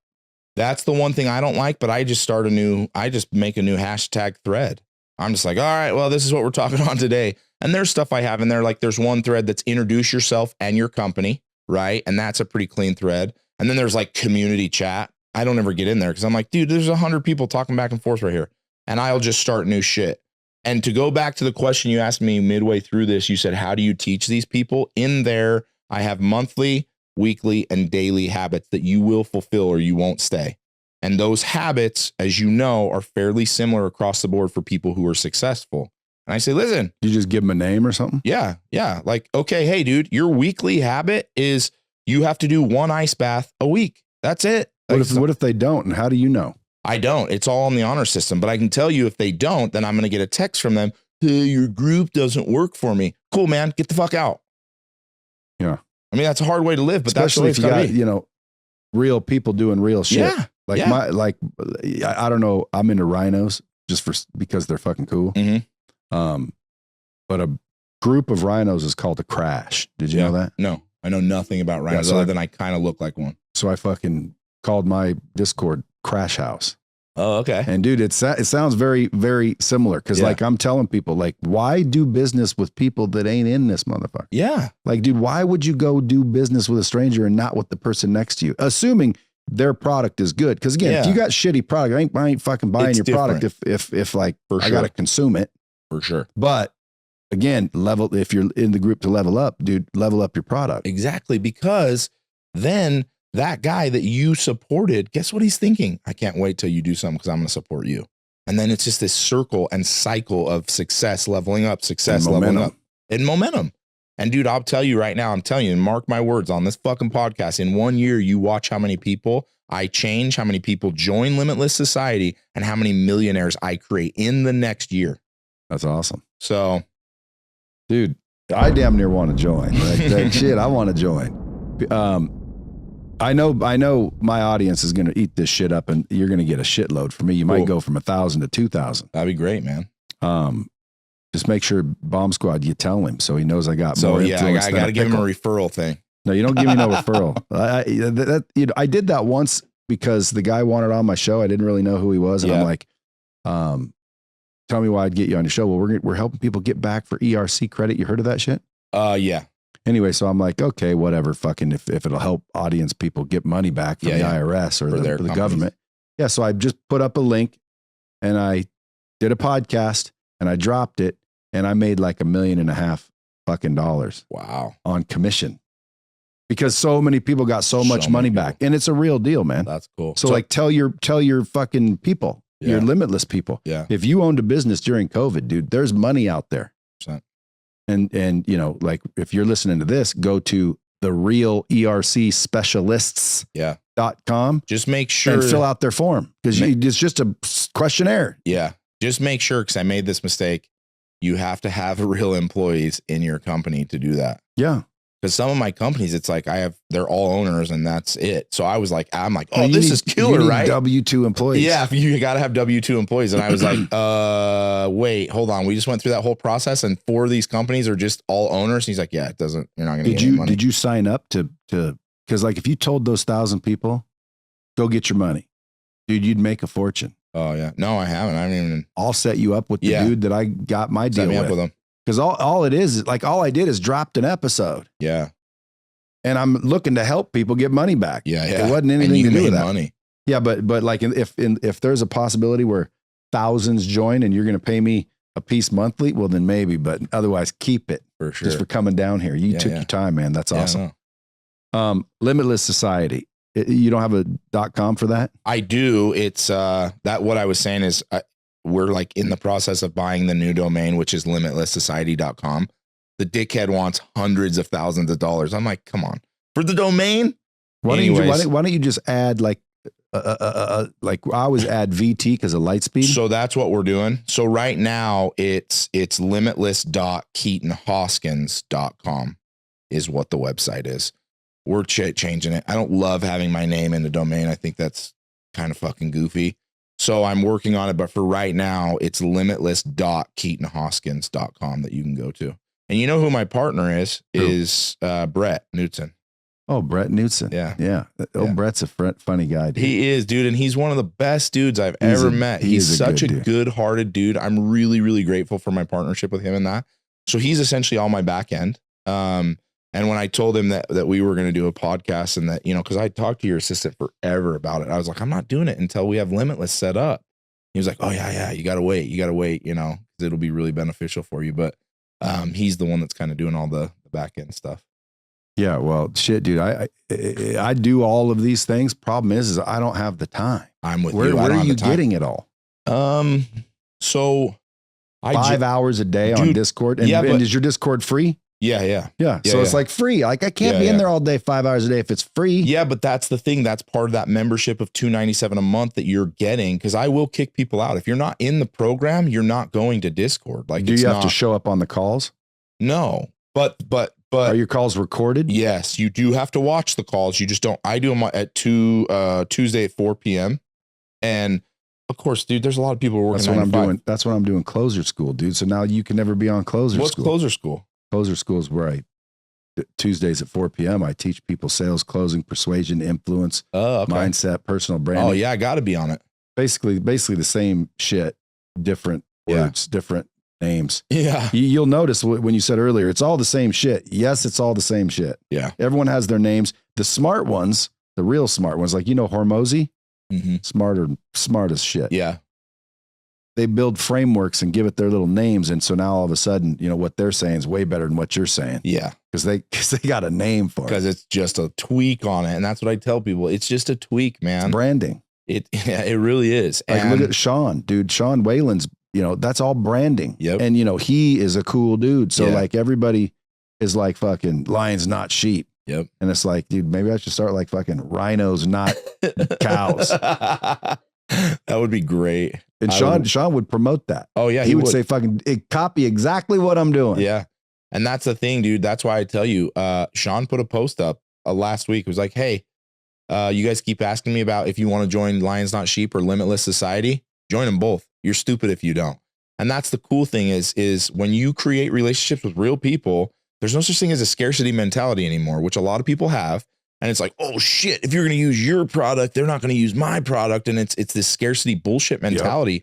But in the relationships that you create with real people, you're not going to ever see that. You don't see that. Not only that, dude, where can you get access to that type of weekly injection for $300? And not only that, if you're doing it, like I thought I was the only one doing that, but if you're doing it like what I'm talking about, the $300, you're probably going to get more business in that group than $300 anyway. 100%. I have told people that are like really worried because, I'm in there, the DMs selling people and saying, hey, you need to get in. I've told people, listen, you give me 3 months. You don't like it. You don't see any success. You come shake my hand. I'll refund you. I'm not fucking doing this with anybody. I'm not trying to bullshit with you. I'm not trying to sell you nothing. I'm telling you, you will be more successful financially, not just everywhere, but financially more successful in 3 months. And the $300 you spent, you should be able to 10x that every single month from just adding in these principles. That's why for me, I'm watching Discord like a hawk because I want to see people being successful because then I'm shouting them out. Oh, look, dude, you just went from $100,000 in sales to 600 in one deal because you're in this Dude, program. you got me fired up. I want to get on my Discord right now. I want to start my own society. I like doing it. What I don't like is after a while, I think like, fuck, I've said it all. Yeah. Now what? Like this closer school, I've got 2 years worth of episodes. Yeah. So I store them all in our training system. Yeah. Yeah. And I'm telling people, go back through repetition because hearing it once is not training. Not enough. And after a while, I'm like, fuck, I have said this so many times. And there's like, few new people, but mainly same people been around for 2 years logging in which crazy too is I've got probably about 700, I don't know, went to 1,100, 700 to 1,100 people, but only 40, 50 log on Tuesdays at 4:00. I don't understand. Dude, it's the same thing for me. I've just retired to the fact that people are doing things that don't necessarily allow them to pull themselves. You have to understand when we're teaching people that some of these people are working a 9 to 5, man. They can't leave their 9 to 5 to listen to your fucking phone call. They want to, but they don't have the ability to yet. And I understand that. I think a lot of people in my program are 9 to 5ers. And so, 4:00, they haven't left work yet. But what I do follow is how many times my in-vault recordings get played. Because I want to know if only, I think we had 160 on the call on Tuesday. I'm like, where's the rest of them? And then I'm going back to the recordings going, oh, it got played 400 times. Okay. 400 more people watched it. 160 were on. Okay. Those are real numbers. That's what I want to see, Yeah. So, well, that's how you get the help is that accountability too. Yes. So Tuesdays at 4:00. Tuesday, 4:00 is the calls, but I may end up changing that because I do want to be able to help more people that I want to have on the call. One of the things my content guy was like, hey man, so who writes your scripts for your call? I'm like, what the fuck are you talking about? He's like, well, who writes your scripts? Like prescriptions? What are you talking about? He's like, no, you're what you talk on. I was like, bro, you're in there with me. What do you mean? I don't have a script. I go off of how that crowd feels. Like I have some things I want to talk on, but I'll get in really quickly and I'll start looking at faces and seeing things. Like last week, I was supposed to talk on, not that it was boring, but some other like stuff. And I could see that there was a whole issue of some people being fearful of things. The whole fucking meeting was on fear is holding you back from everything. And fear has conquered more men from doing wonderful, great things than anything else in the whole world. So we're going to attack fear. And if you are allowing fear to control you, you're in the wrong fucking business. You're in the wrong spot. And if you can, for 1 minute, figure out what you're afraid of and then push towards that, 100% you're going to be more successful. And you tie that to some sort of exercise or Yeah. So then I challenge them, right? Every single call I give a challenge. I don't want to just fucking preach for no reason. It doesn't do anything if I just talk to you. If I don't give you a challenge, then it's a fucking waste of time. It doesn't matter if I'm Tony Robbins or God. If there's no challenge, you're not doing anything. So what was the your end challenge? of the call was, hey, what are you lying about on a daily basis? And people are like, oh, I'm like, no, you're lying. You fucking lie to yourself. You lie to everybody around you. What are you lying about? Do you know why you lie? Because you're afraid of something. I tell people all the time that I'm 300 pounds when I'm 310 pounds, right? Well, that's because I'm lying because I'm worried about the fact that I'm too big. Okay, that's but you the don't problem. look fat, you just look big. Yeah, well, but that's what I said to him. So, okay, let's address all the fucking lies you're saying. And then let's stop lying by pushing into the fact that it's because you're afraid of something and let's fix it. Why are you lying to your wife that you're going to the store buying shit for your car? Because you're afraid of how much money she's seeing you spend. So instead, you're going to go to her and say, I fucking love this vehicle. This is my passion. I want to do this and I need your support. I'm not going to fucking lie anymore about the $200 I spent on the air filter. I'm not going to do that. Is there shit happening like that in the dude, world? Are you kidding me? Yes. You've been living somewhere. You got to come hang out with me for a little while. We'll go see some crazy shit. I like to spend time with people, even if they're just. But dude, there's dudes out there that they're 100%. afraid to tell their wife they spent $200. Dude, I'll pull up I guarantee I got DMs right now of people saying, I so badly want to join your program, but my wife will lose her mind if I tell her I'm going to spend $297. Yeah, but see, again, like that to me, like I don't think I should be in a position of coaching, because I'll tell people, like, blow the bitch out. Yeah. Or do something stupid. And then I'm like, oh, I didn't know they had 4 kids. I didn't know this. Yeah, I didn't know that's that. The thing, dude, is you have to do that. Yeah, There's because too dude, much bullshit. you should not have to explain to your wife anything. No. You guys should be a unit. You should be a partnership. And there should be support. And by the way, if like she's complaining about you spending money, maybe you should fucking stop spending money on that truck. Maybe there's a fucking issue. And how are you going to figure out the issue if you're not going to be honest? Right? But how do you know though? Because that's where I how do you pull know back? what? Because like I don't want to give bad advice. Yeah, but there's no such thing as bad advice if it's truth. It just may hurt some people. You know, on my first call, this is no joke. I got on my first call, call, and I said, all right, hey, I'm really reluctant to do this, but I feel like I have to do it. The first two principles that I'm teaching on are setting boundaries and kicking people the fuck out of your life. And I said, I know that when I go through this today, some of you are going to get divorced. Do you take like, do you have bullet points that you're covering? No. So you just go with whatever you want. I just go with whatever I feel like needs to be said. And I said, number one, you got to set boundaries. Most of you don't have any fucking boundaries. You let people walk all over you. Your wife, your kids, your friends, your family, you fucking let them walk all over you. You got to set boundaries from here on out. No more bullshit. If you're not at peace and you don't feel good in your own little shit, then you don't have boundaries. You need to set those fucking boundaries up. Then the people that don't remain in your boundaries need to be cut the fuck out of your life, whether it's your parents, whether it's your spouse, whether it's your children. I don't care who it is. And I know that's hard. And I said to him, I know some of you are going to get divorced after this conversation. And that's hard for me to accept. But the truth still is the same. You have to have boundaries and you have to cut people out. One of the greatest people in my whole life is my mom. When I went through a divorce, she was toxic because of the information that she had received. I had to cut my mom out. I see my mom every single week. We go to dinner every single Sunday at my mom's house. I didn't see her for 4 months because I had to cut her the fuck out of my life because it was toxic and she wasn't abiding by my boundaries. You want to talk about hard? It was hard. But then she came back into my life and created her own set of boundaries that we now abide by together, and our relationship is 10 times better.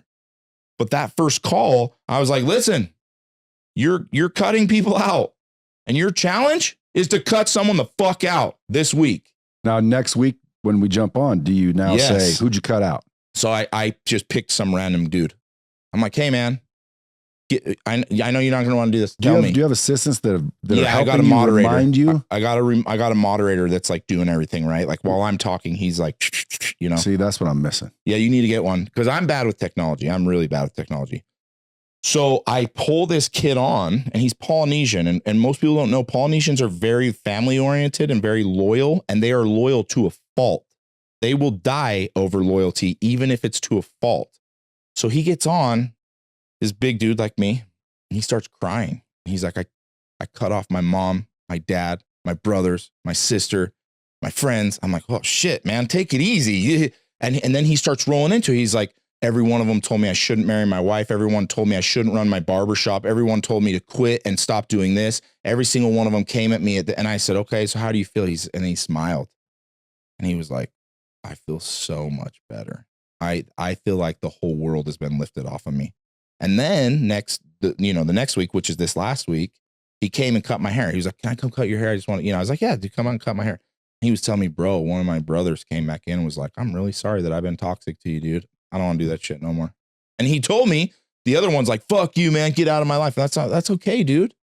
And that's hard, right? That's a hard principle, but it's a fucking true principle. And even talking about like, I don't know your situation. It doesn't matter if you know their situation or not. The truth is the truth.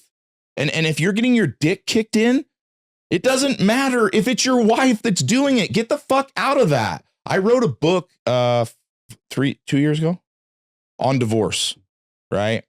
And the book's called The Divorce Handbook, and the subtitle is Going to War with Yourself, because obviously it's a whole like it's all about you and going into this like war zone into figuring out why the fuck you're stupid and doing the stupid shit you're doing, whether you think it's your fault or not, it's your fault.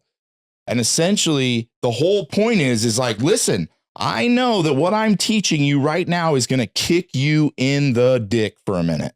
You may get divorced, but guess what, man? In 5 years, when you have a new wife and a new spouse and they respect you and support you and love you, you're going to look back and go, why the fuck did I take so long to do that? I'm not an advocate for divorce, but I'm definitely not an advocate for relationships that suck ass and drain you.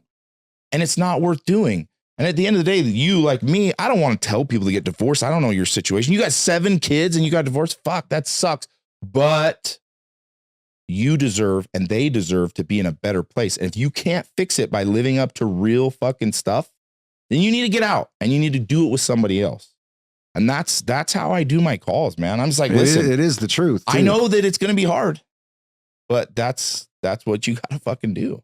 And it's the truth. Yeah. It's just like, to me, when I'm thinking, you know, number one, you got a bunch of kids. Number two, who do I believe? Yeah. You know, you're telling me, well, my wife said this and that. And so you say, well, you know, go do this. And turns out, you know, maybe the truth is, no, the wife's not doing that. You're doing this, that, and the other thing. So now anyway, it's just me doing what I normally do, which is like, I don't want to fuck up. Yeah. Basically. It's And me you don't being want a to puss. hurt, and you don't want to hurt somebody too. It's a fair fear. Yeah, but I need to get rid of that shit. You do, dude. I could have fucking thousands of people paying me $300 a month. And when you get in the thousands, dude, that's a nice little chunk of change for a weekly call. For sure, man. Not to mention all the things that happen outside of that. Yeah. Investment groups, relationships, agreements, deals, deal flow. Yeah. Live events. I mean, dude, that's the coolest thing. Now I've met with, I don't know, 5 people already in the group that want me to be their business partner. Yeah, that's what I'm talking about. Yeah, Deal flow is crazy. It's more stuff, you know, which some I'll take and some I won't. But dude, at the end of the day, it's all about that whole network and leveling everything up. And everybody's like, well, fuck, I want to level up with this guy. That's it. That's all it is. Why didn't you call it Level Up Society? I actually thought about that. I really did. That was one of the ones we were thinking about names, and I kept telling her stuff. She's like, that's stupid. And I was like, one of them was, well, why not Level Up Society? Remember when we were sitting on the couch? And it didn't feel right. I love the idea of limitless because every single thing in my life at this point has based around the fact that in my mind, I genuinely feel like I'm limitless. And in one of my first calls, I talked about, you think in the 1700s when somebody said, I'm going to fly, that everybody's like, you fucking idiot. You're stupid. You're never going to do that. It's impossible. Not impossible. I flew here today. It may have taken time, but there is no such thing there's no limits. None. Zero. What are you? Well, we're not going to be able to walk on the moon, and we're not going to be able to get to Mars, and we're not going to be able to swim underwater and breathe. There is no such thing as limits. I'll give you one. What? You ain't playing for the Lakers. That's not true. I could. 100%. Let's make a bet. Dude, if all I wanted to do, if that was my only goal, and all I did day in and day out for the next 3 years, I woke up at 4 and I went to bed at 10 and I did nothing but bust my ass to get there. 100% I could get there. 100%. I think the possibility is there. I would agree with that. And that's essentially what I'm saying, right? I'm not just saying like, because you gotta have some skill. Yeah, but you also have to have work. You also have to have a lot of other things. You know, the other reason I say yes to that, I'm actually very athletic for as big as I am. I played college football. I did some stuff. If Rob and I had this conversation in Cabo 2 weeks ago. Rob's like, if I wanted to play in the NFL tomorrow, I would do it. It would just take me 4 years of nothing but work and work and work. And I guarantee you I would sit the fucking bench in LA, but I'd get there. Where was Jeremiah Evans with you? No, not in Cabo. He was with us last night when we were at the Garth Brooks. Oh, that's what I saw. Yeah. He's a funny dude. He's a good dude, man. He seems really like good a dude. He was the one that I asked about you when your assistant contacted me to do your podcast. What'd he say? And he was like, dude, he's awesome. He'll be a ton of fun. You'll love. And he said to me, he goes, you guys are a lot alike. So you'll really like to get, you know. And then I told him yesterday, I said, we got to go home, man. Cause it was like 12 o'clock. I was like, we got to go home. I got to take a flight at 6 a.m. out to Brad's. He's like, oh yeah, you got to go home. But yeah, he's one of my good friends. Dude, I appreciate you guys coming all the way down here. Yeah. I don't know if you got other shit to do, but Definitely appreciate No, it. well, this is it, man. In person's always better. Of course, Way better. I don't know if someone told you, I would have done a Zoom with you. No, I don't do Zooms. Zooms are, The thing is I get asked 100 times a day to do one. And then I'm always like, no, I don't have time. And then they go, well, let's do Zoom. I don't do Zooms. I don't like it. I like to do in-person stuff. Yeah. Because I want to create a relationship with somebody, or I want to break a relationship with somebody. Like, if I don't like you and this doesn't work out, I want to know. I don't want to fucking try to do something with you in the future. I don't want to DM you. I don't do any of those things. If we don't work and we can't create a cool relationship, I'm either all the way in or I'm like, nah, I fucking want this podcast, cool guy. I'll never talk to him again, which I do a lot with people. another habit. That's a good habit to get into. Why? Because why waste time? There's no reason. Not only that, I mean, time's, when you look at it, the most valuable thing. Yes. And a lot of people that are limited, not limitless, believe that, we only have 24 hours in a day. Yeah. I always say that's not true. Do you know that? Do you guys agree with that? Yeah. Yeah. Cause like let's say you have 100 employees and they're giving you 8 hours a day. Well, there's 800 hours. Yep. So time is all made up shit. It really is. And 9 times out of 10, just like I'm now getting in shape, the only reason is because I made it a priority. So it's just like, there's a book out there. It said if he's just not that into you. You ever, or she. There's a movie, there's isn't it? Yeah. Basically, they're saying, look, if the motherfucker likes you, dude, he'll fucking find time to call you. Quit bullshitting yourself. Yeah. Same thing. You want to be in shape? You can get in fucking shape. You just got to stop bullshitting yourself. Yeah. Make it a priority. Which most people don't do. And that's the thing. Like you talk about unlimited time. Like that's true. I have 2 assistants. We have a nanny. Those people are doing things that otherwise would have taken time out of my day that I don't have to do anymore so that I can do the things that I want to do. So you're right, dude. And I can keep growing that. I can do that. So I have 100 assistants doing everything from wiping my ass to making my bed. Would you let one do that? I don't know, man. I mean, at this point, I don't say no to anything anymore, like whatever. I just think that'd be a vulnerable position to be in. Yeah, it might be. But if that's their only job and you tell them, hey, man, I'm going to pay you well, just don't say anything. I mean, it is what it is. Hilarious, dude. I'll return the favor for you coming down here, and I'll come up to your spot and talk to your team or talk to your group. Yeah, I love it. I don't know what I'll say, but I'm sure I'll figure it out when I get there. Yeah. I won't give you a topic. I refuse. I've been at so many speaking events where they're like, can you talk on this? No, I'm going to talk on whatever I want to talk on. Yeah, I usually just walk out and just start talking. But, to me, I'm still amazed that people want me to fucking talk. Yeah. Like, dude, in my opinion, I haven't really done anything yet. Like, let me get to $1 billion. Yeah. Then I think you've done something. Yeah. To me, the billionaire is the new millionaire. When I was young, dude, we lived in a blue collar family, didn't have any money. Nobody in our family was rich. And so, I always wanted to be a millionaire, thinking a millionaire was, luxurious and whatnot. Now, dude, a millionaire is you're not going to have a house like yours. It's tough, $1 million. You could be a millionaire and still be a normal person living broke at another level. You could be a millionaire doing paycheck to paycheck. Yeah. And then, dude, it's like, how do you get people to the next level? Yeah. How do you get them to level up, as you keep saying? And one of the answers, again, as you pointed out, they're all the same fucking answers. It's who you hang around. Yep. It's who the fuck are you listening to? Yep. Like, get in a group, get in Limitless Society. Now, I want you to explain to all those people that are listening to your podcast right now why you're scared to go up in a Huey with me. Well, I'm not scared to go up in a Huey with you. I just there's certain people in the world that seek adrenaline. Yeah. I'm not one of them. What is it you seek? Enjoyment. Well, doesn't adrenaline bring you enjoyment? No. Heavens no. All right. Well, that's something new. Some people need to, chase adrenaline. Yeah. They're called adrenaline junkies. Yeah. They're not happy just being them. What if I'm in between? What if I like to sit on the couch and enjoy a nice movie with my wife, and I also want to run off a cliff in a Huey? Then, dude, that makes you fucking cool. Really cool. But I'm uncool. Because guess what? I just like to fucking chill back. I don't want to fucking, jump out of an airplane. But I will say this. Take jujitsu and fight the champ at least once. I will say this, though. I don't want to get fucking my neck broke. I don't want to fucking get my legs broke. Last time we were at my house, you almost got in my helicopter. Almost. You did. And then when you decided it was time to get in, I think my helicopter was shut down for the night. So I have to at least give you that. You were ready to go. Oh, I would have. It took me about an hour. I and a half. probably said I was ready because I knew it was done for the night. Yeah, I was going to say it took us about an hour and a half to get you ready to go. Well, are you trying to insinuate of the shots? No. So that's another thing, dude. I haven't drank for like 100 years, and then he gets me to have a few shots. So I'm like, sure, I'll drink a few shots. Because people are like, I thought you didn't drink. It's not that I don't drink. I just don't drink very often. So it's like I'm not a drinker. I get it. I only drink when we're celebrating or doing something fun. So like if we were in Cancun or something fun, you know, people are drinking, I'll fucking drink. But like I don't just drink I don't go home and have a drink. Do you? No, absolutely not. If I'm drinking, there's an occasion. So Always. I never drink. Yeah. You said drink, and I'm thinking, you know, I'll have one. Andy's here, Waylon's here. You guys are, everybody's fucking buzzing and drinking, and I'm smoking cigars. I'm like, fuck, y'all have one or two. And then one or two turned into like 3 or 4. And then here's what happens. My body doesn't process it as fast as it happens. So like, in other words, I can have 6 shots and I'm only processed the first 2.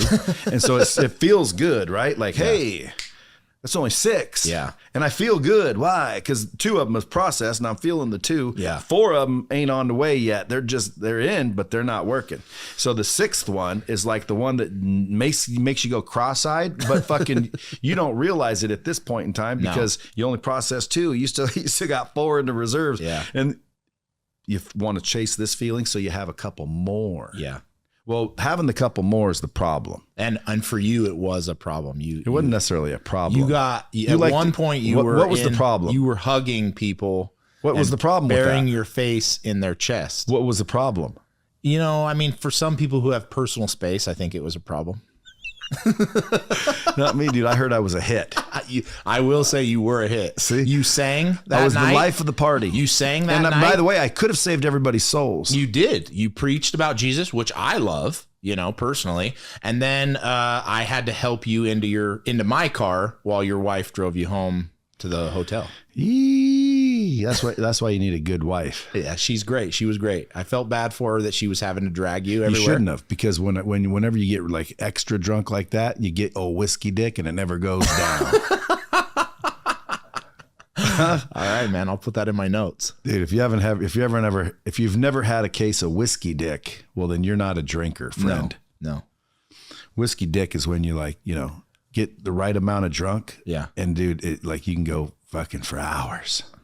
And then people are like, I can do that anyway. Well, then you have a problem with you, bro. Yeah, if you can't bust one quickly, you're probably some sort of functioning difficulty. You got an issue. Do you know the sex organs are for reproduction? Yeah. They're not for pleasure. They just happen to be. So it doesn't need to last 2 or 3 hours. It shouldn't. Man. No. Based on like evolution and humanity, it's supposed to. The faster you come, the better.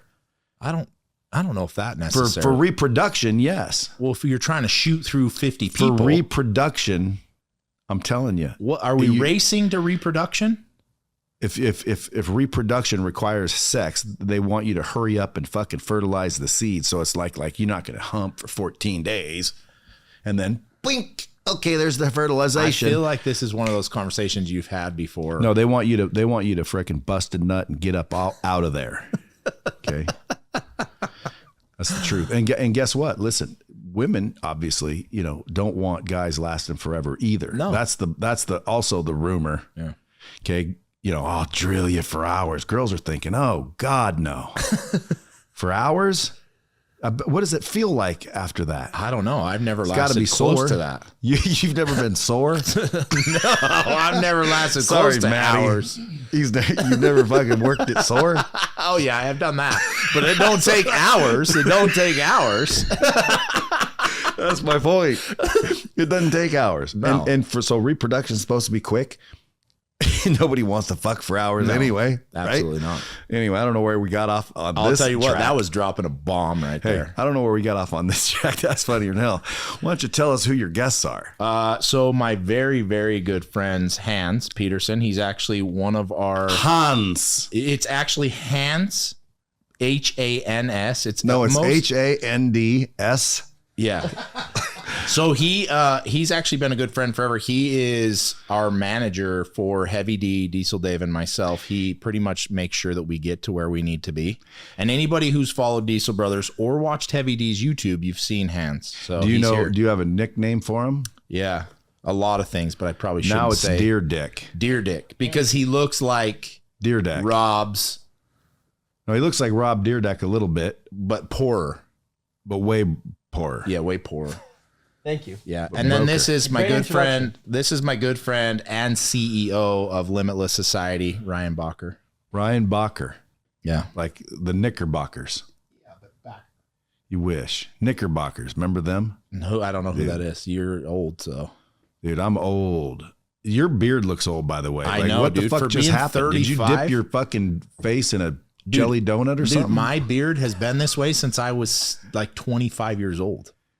That's what happens when you become an entrepreneur and you bust. No, that's what happens when you do it so many times. It just decides to stain and You're stay talking there. about the powdered donuts. No, no.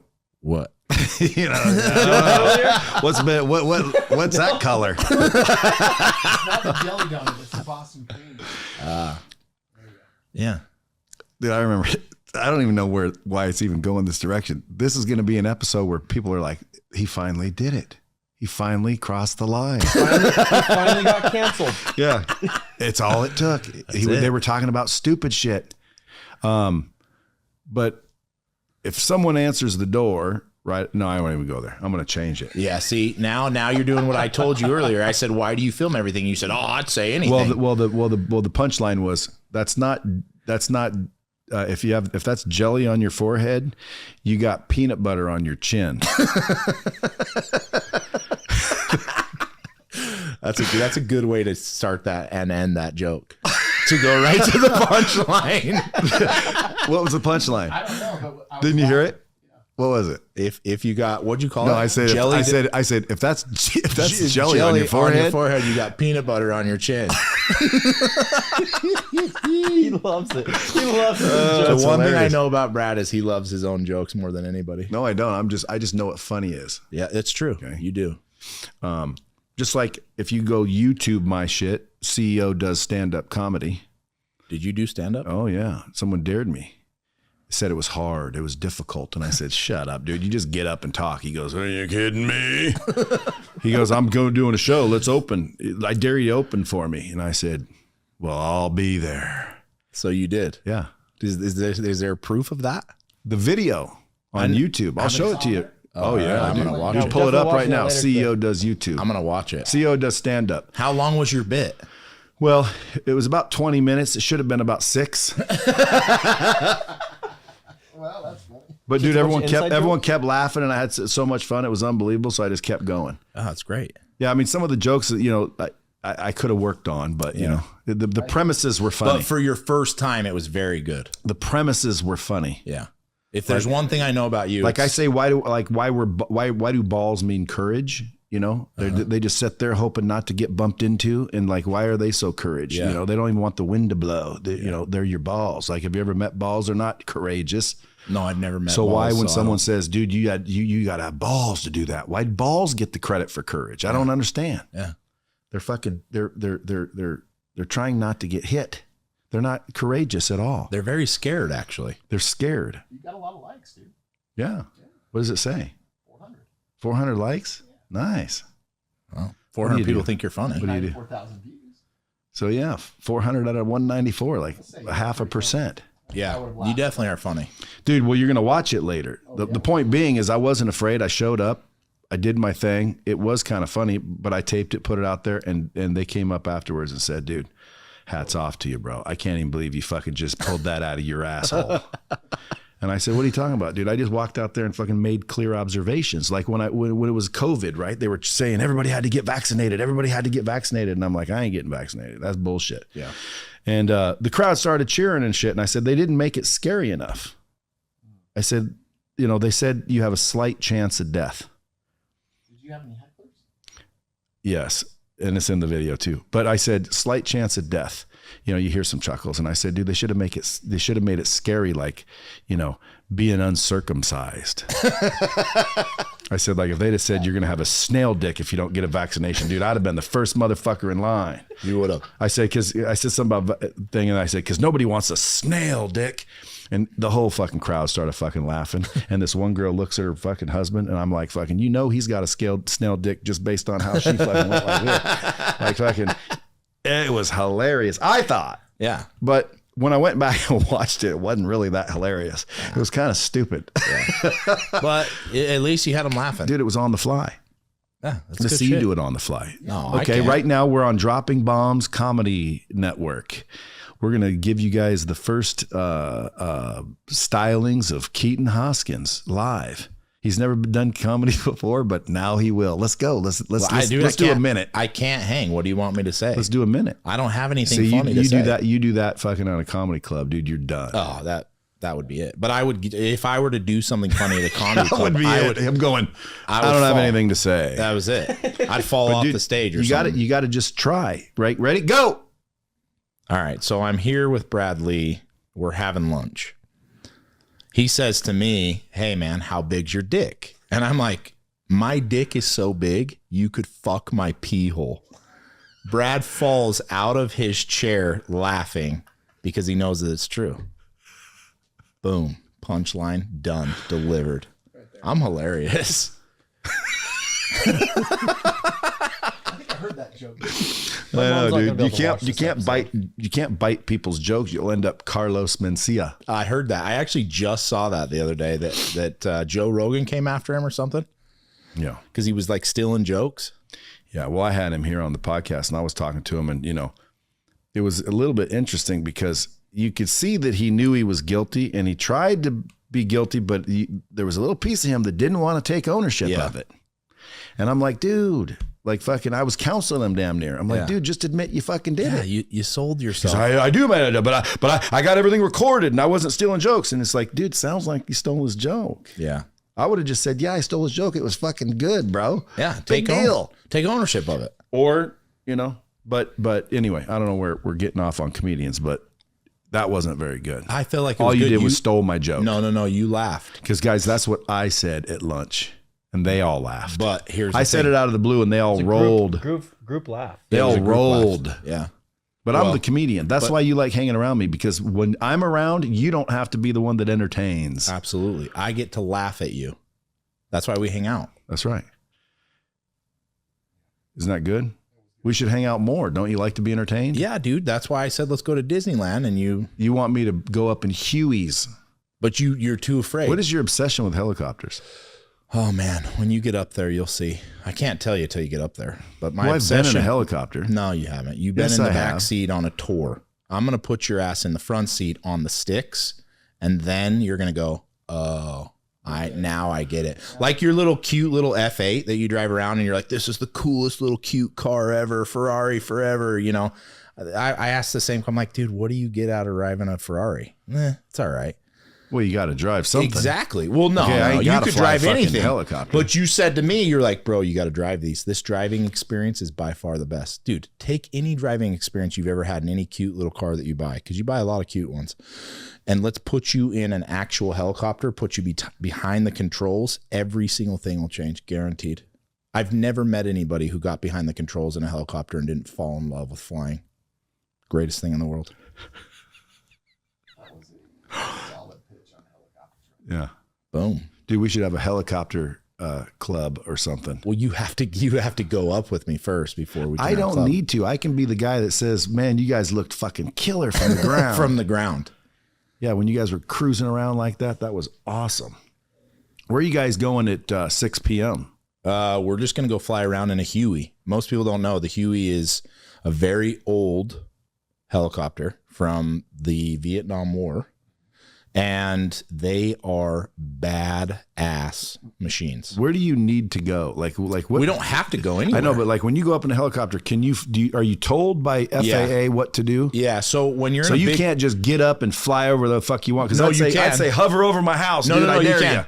So you have you have areas where it's completely unrestricted, and then you have areas that you're controlled. Like when we roll into Las Vegas and there's 400 helicopters and 400 planes, you have a tower that tells you you where they're going, where you're going, and dictates everything. So they'll be like, you know, go to 10,000 feet. Yes, exactly. But as soon as you leave, What's your call sign? 608 Hotel Foxtrot. 608 Hotel Foxtrot, approaching 40 miles southeast, Las Vegas, Nevada. Boom. Check in. Exactly. And then like they that. say, and then they say something like, you know, continue at 10,000 feet. Yep. So you do know. I'll see you on approach. Are you a pilot? He knows. I'll see you on approach. Yeah. No, but I charter private jets a lot, and that's what But they're as doing. soon as you're out of this constricted area, the world is your oyster. You can do whatever you You want. can't do barrel rolls. Absolutely, you can. Would you? Yeah. Foolish, and that's why I'm not going up If with I you. knew- See what if I I mean? knew- Ain't happening, folks. Don't ever trust somebody that's an adrenaline seeker. You know, the last thing they're going to hear before your freaking funeral is fucking, watch this. Hey, let's watch him shit. What? You know, oh, fuck. You know? Dude, roll it over. Freak him Listen, out. you don't have to worry about that. I'm not going to be the pilot. Nope. We'll have somebody safe for you. No, thank you. I have things to do. You have nothing to do, What are you man. talking about, dude? Nights are playing. I got to be there. Yeah, you're good, man. Hey, listen. The other side. Yeah. Winnipeg. You know what? Listen, for everybody listening to this, you guys, I'm going to send a picture at some point in the next year with Brad and I in the controls together. Dude, Flying in the all reality, helicopter. one of these days I will, but it will be a nice one, like my Jet Ranger 2. My A-Star is way better than your Jet Ranger. Well, too. again, your A-Star, he's out there fucking flying around in his A-Star. Yeah. But that sounds like an A-hole. I wouldn't call it an A-Star. I didn't. That's what they call it, man. Ugh. Yeah. But when you... Huey. Huey's cool, but is that an A-Star, a Huey? No. No, a Huey is Huey after what? Huey what? Huey No. and the Lewis? Huey I don't know. Do you know? Yep. Nope. Huey Lewis. Nope. Well, you were around in the Vietnam War, so I would understand that was you part of knew. it. Yeah. I started it. You were Alexa, Well, you don't know. why Now you is have the to ask Alexa. helicopter called Huey? Siri, damn it. It's Hey Siri, why do they call the Huey helicopter the Huey? what'd she say? Here's what I found from Army.mil. Its distinctive nickname came from the pronunciation of its first Army designation of Hu-1 for helicopter. Utility, and later models, featured the word Huey emblazoned on the pilot's foot pedals. There you go. HU-1, which looked HU-1. like Huey. Yeah. You know, that looks like Huey. That's why they're called Hueys. It's an HU-1, son. Yeah. Well, there you go. I see. I didn't know How that. come you don't have one? Why do you have an A-star? And by the way, does your A-star ever itch? Yeah, often. But I make sure I scratch that itch. Well, I'm just saying. Yeah. His helicopter sounds like an asshole. why did we decide it was earlier? Hey, I know, but Sphincter. imagine if he said it softly, but he said it nicely. Hey, you want to come over and get in my A-star? No. Like, dude, who you flying around with today? Damn. That don't sound right, dude. Listen, man, stop. Change the name of it, dude. I can't change it. Just call okay, it- H125. No, just call it a star. Even that sounds fucking crinkly. H125. I like that. That's better. H125. We'll get you up there. What do you have? I have a Robinson R66. Whose black one was that? That's Dave's. That's a Black Hawk. So all you guys are up there fucking flying around Just in your own goofing helicopters. around, just flying Instead around. of like ATVs, it's helicopters. yeah, pretty much. Like it's like when you instead, go. instead of those bikes that they tour with, you know, Yes. those big Harley bikes that they all cruise Yeah. around with. Y'all got helicopters to do the same version. Yeah, exactly. Are y'all ever flying together, looking at each 100%. other? We do. We wave at each other. That's why you call it an moon A-star. Yeah, Drop Easter eggs. yeah, dude. We do all kinds of fun shit. It's only like you're just this little kid, but you have more money. Dude, but it's dangerous. Yeah, but everything you do is dangerous. No, Driving down the everything road I is don't dangerous. do is dangerous. Yeah, Wait yeah. a minute. It's safer than driving a car. It's That's what safer than that- driving your F8. Okay, I understand it's safer, but you're not going to drop the F8 out of 40,000 feet. You're not, but Neither will you helicopters. God, that'll go you up that sound high. like my grandmother. No, dude, it's like, listen, I stay out of the haircut if I don't want to or I stay out of the barbershop if I don't want a haircut. If you're smart, you avoid possible situations if you can. Like for example, you could tell me, hey, dude, that's a bad neighborhood. You know, go to these favelas in Brazil when you're there, and you know they rob you and they'll stab you and they'll fucking definitely, you know, in the favelas in Brazil, and I go visit there like an idiot. I'd Yeah, say but no is it- thanks. Is it fun? I bet you it would be absolutely fun, thrilling. Then I'm in.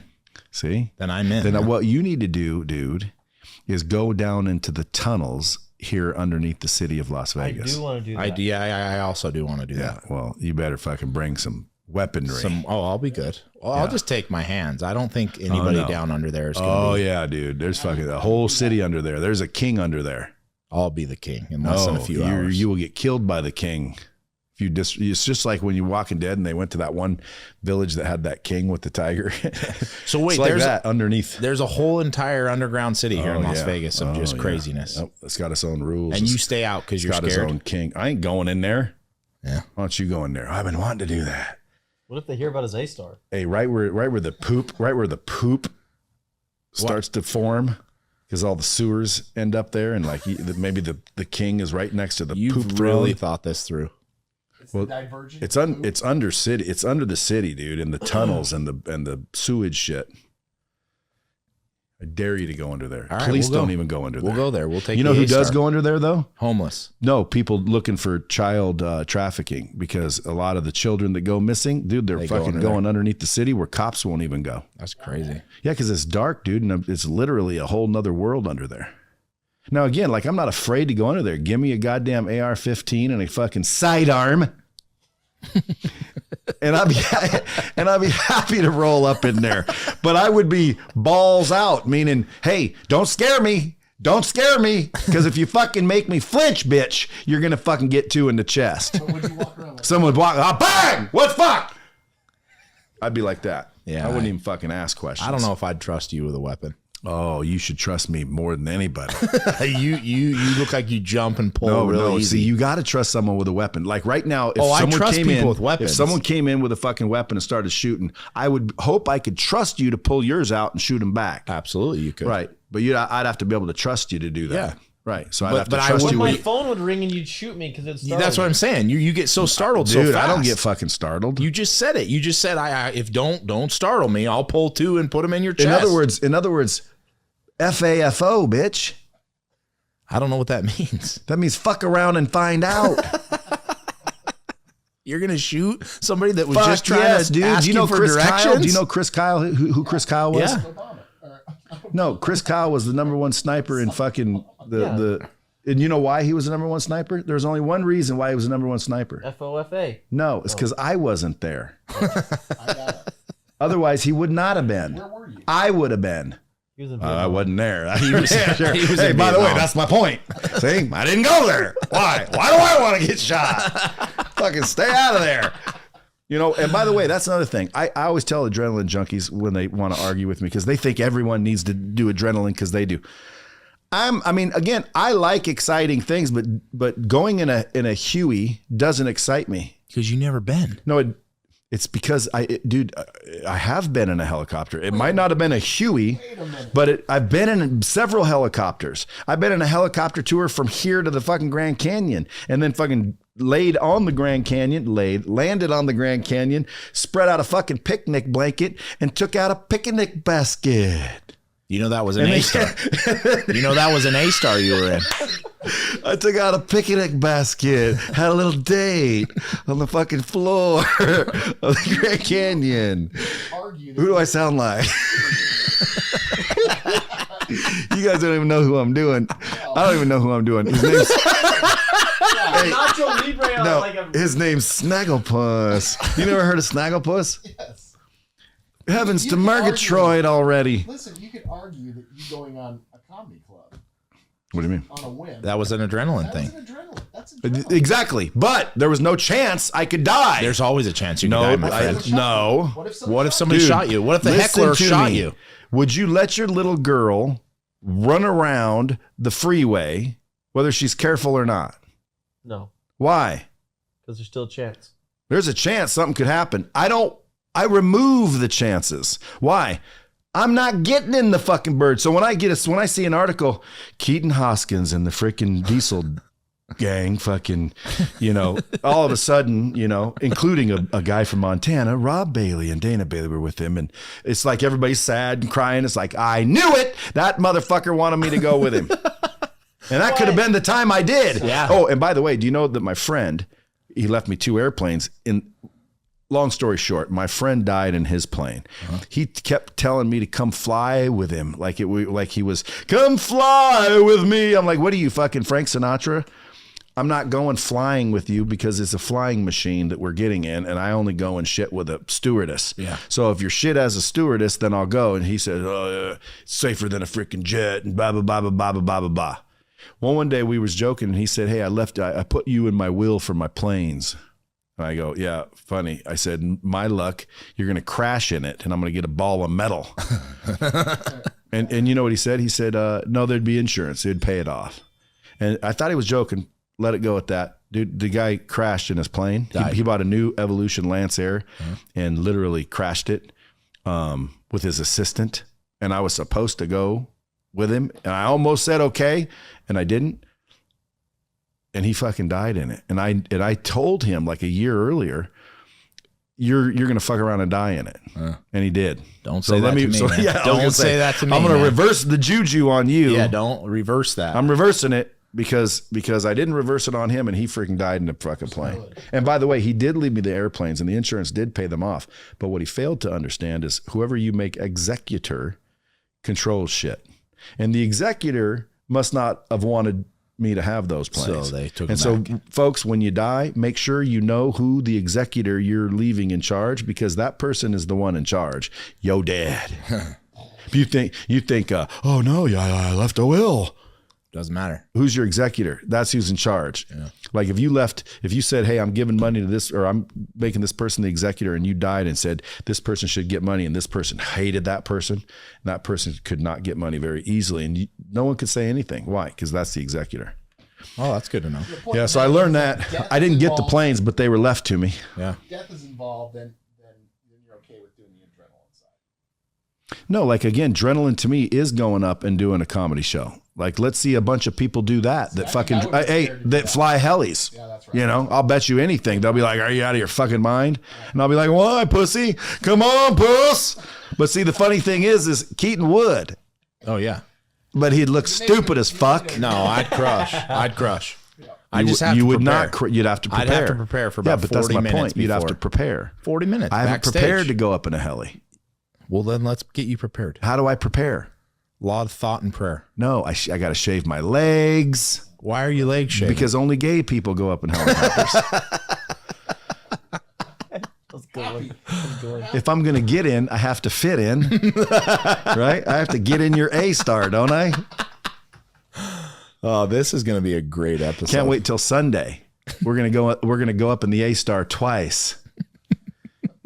And then, dude, the only fun part of getting in a helicopter would be landing near or on somebody's house, which we or could just do. flying over it. Like, Which I tried if to you do. guys are my friends and I had a helicopter, I'd fly over your house just so the thunderous loudness, and all your neighbors would be like, "Fucking get this! Why is there always a helicopter hovering over us?" They do too. I'm Keaton's neighbor, and that's exactly what happened. Yeah, that's they Yeah, but don't that's like funny. it. Like, dude, it's funny. Yeah. But So whose house would you hover over if we were going to go on Sunday? well, again, you know, nobody really here. Like, I got friends all over. Yeah. I don't. If someone said, "Who are my friends here?" I mean, I have friends here, but like, I don't have any friends like I used to. Remember how friends used to be? Like close to you. And, You know, you hung out every day, whether Yeah. whether you were doing shit or not. It was Yeah. just like expected. Yeah. Like, I get off work, fucking walk over. I'm in I walk in your garage. What the fuck you doing? You know, shut the fuck up. You got your fucking soup. Boom, boom, boom. It's like you're always hanging around. Yeah. You guys remember what I'm talking about? yeah. I haven't seen that in a long time, but there's no one like that here with me. Yeah. Except my family, my kids, my little girls, and my wife. Yeah. Stupid. Like, I needed to get some fucking dude You friends. know what you need to It's a cry do? for help. You need, it's a Yeah, cry, cry for help. man. Dude friends. I need dude friends. Listen, I'm here, man. I'm joking. here. I don't really need dude friends. Yes, you do. No, I You've don't. actually sent me that text late at night. I prefer my female friends, my wife. What bombs are we dropping today? Because we've only really just spun a circle. Oh, and by the way, it's 5:24. That's fine. I know you guys have to go to your A-star at 6. We're good. Or your Huey. We're good. But let's talk turkey. Let's give for- some bombs. Hey, but let's talk turkey for real. All right. Okay. Now, if we have any listeners left, Both of them. this is where the value comes three. in. This is where the value appears. So let me ask you just a few questions and then you answer them. All right. Okay. Starting with number 1. What's the most money you ever made at one time? $500,000. And what'd you do with it? I bought land with it. And where's that land now? I live on it. Where? In Utah. See, I'm messing with you. These aren't bombs. Okay, here we go. Ready? How does one start a business? Ooh, that's a good question. I actually just started. I just started a book called "As a Man Thinketh." Yeah, I Great recommend book. that book. Yeah, dude, it's you're great. just reading it. I literally. Dude, you're gonna start fucking going over that thing 1,000 times. Have you guys read it? Yeah, it's so good. Dude, well, I realized like 3 weeks ago, I always tell people, I'm not a reader. I'm not a reader. And then one day I was like, why the fuck do I say that? Well, why do I stupid. say that I'm not a reader? That's stupid. It is. So I went to the store. I bought like 4 books. That was one of them. Well, why don't you just do audio? Because I want to read. I actually want to read. I want to sit down in my office and read. I don't want to just listen. No, I want to read it. So I've been reading that, right? I want to use my eyeballs. Yeah, I don't know, man. It's literally, I have ADHD, and I don't fall think asleep I can when I read. I can't Do sit you? and listen to people or sit and listen to an audio. I just can't do Dude, it. we're Like opposite. my I attention can listen to doesn't an stay. audio, but I can't fucking read a book. If I read a book, I'll fall asleep. Really? See, and I'm probably the other way around. If I listen to the audio, I'll fall asleep because it's background noise. Whereas it takes me actually working to concentrate, and then it takes me saying, if I'm not fucking interested in this, I'm getting the fuck out. Okay, As a Man Thinketh, seriously, why are you digging that book? So this is what I say. So, how does somebody start a business? Every single thing starts with a thought. Everything. Who you are right now is the sum total of your thoughts. If I want to start a business, it starts with, what am I thinking about? Like literally, what am I thinking about? What do I want to do? And most of the people that even listening to this are like, well, I don't know. What am I thinking? Well, fucking get into yourself and say, what do I want to do? Like start with How a do real you get thought. into yourself? You become self-reflective. Look at yourself and say, okay, what do I genuinely like? And if you don't know, then you need to be fucking doing more things. Like what? Like what though? Everything. Say yes to everything. When someone says, do you want to go up in a fucking Huey? Go up. If somebody says, hey, do you want to go on a ride in my F8? Go with them. Do you want to drive my shit? Do you want to come to my house? Yes. Fucking do more things. And then at some point you can get where you are, which is I already know what I enjoy. Not that I can't enjoy other things, but your life is happy because you know what you enjoy and you fucking do it, right? Most people don't know what they actually enjoy because they're not willing to fucking do things. I don't always know what I enjoy, but I know what I don't enjoy. No, I think you do. I mean, we've been friends for a while now. I look at you and I'm like, that guy knows what he enjoys. He does what he wants to do. It's what I don't enjoy. No, I disagree. I think you know what you like. You're not driving an F8 because you don't like an F8. No. Anybody drives an F8 See? would love an F8. Point made. But back to I mean, I could get rid of it too. I like the Raptor the best. For sure, you and me both. Bro. I like a truck. I like the Raptor the best too. But that's how it starts. Like you have to start thinking about what you want to do. The truth is like everybody keeps thinking like starting a business is this big, crazy, weird idea. But that's how everything started. It starts with your thought and then putting something out there and then going and chasing it. Like Elon Musk once started a business because he thought about it, then put it into play. Everything that has ever come about to this point in any part of history was started with a thought. So when you start a business, there's not 15 prerequisites. It's, hey man, what business do you want to start? Start thinking about it. And then when you think about it, when something comes that you entertain in your thoughts, fucking do it. And figure out along the way how you actually do it. That might be the number one question I get in Limitless Society is, well, how do I start a business, or what business should I start? Well, I don't know. What does your brain tell you? What are your thoughts? And if you don't have any thoughts, then maybe go all the way back to, I should try doing things, like all kinds of shit, and I'll figure out along the way what I enjoy and what I don't. But I'm giving you your fucking whatever you charge a month, dude. I need you to tell me what I want. That's the problem, is that people think that when they invest with a coach or a mentor or anyone, that they're going to come out and hand them a red pill and a blue pill and say, okay, you make $700 million a year with the red pill and you make $200 million a year with the blue pill. Now just take it and you're good. That's not the fucking way it works. The way it works is I have to be something. I have to start somewhere. Are you angry at all? Always, because Right, this is that just make sure. fucking question that I get all the time.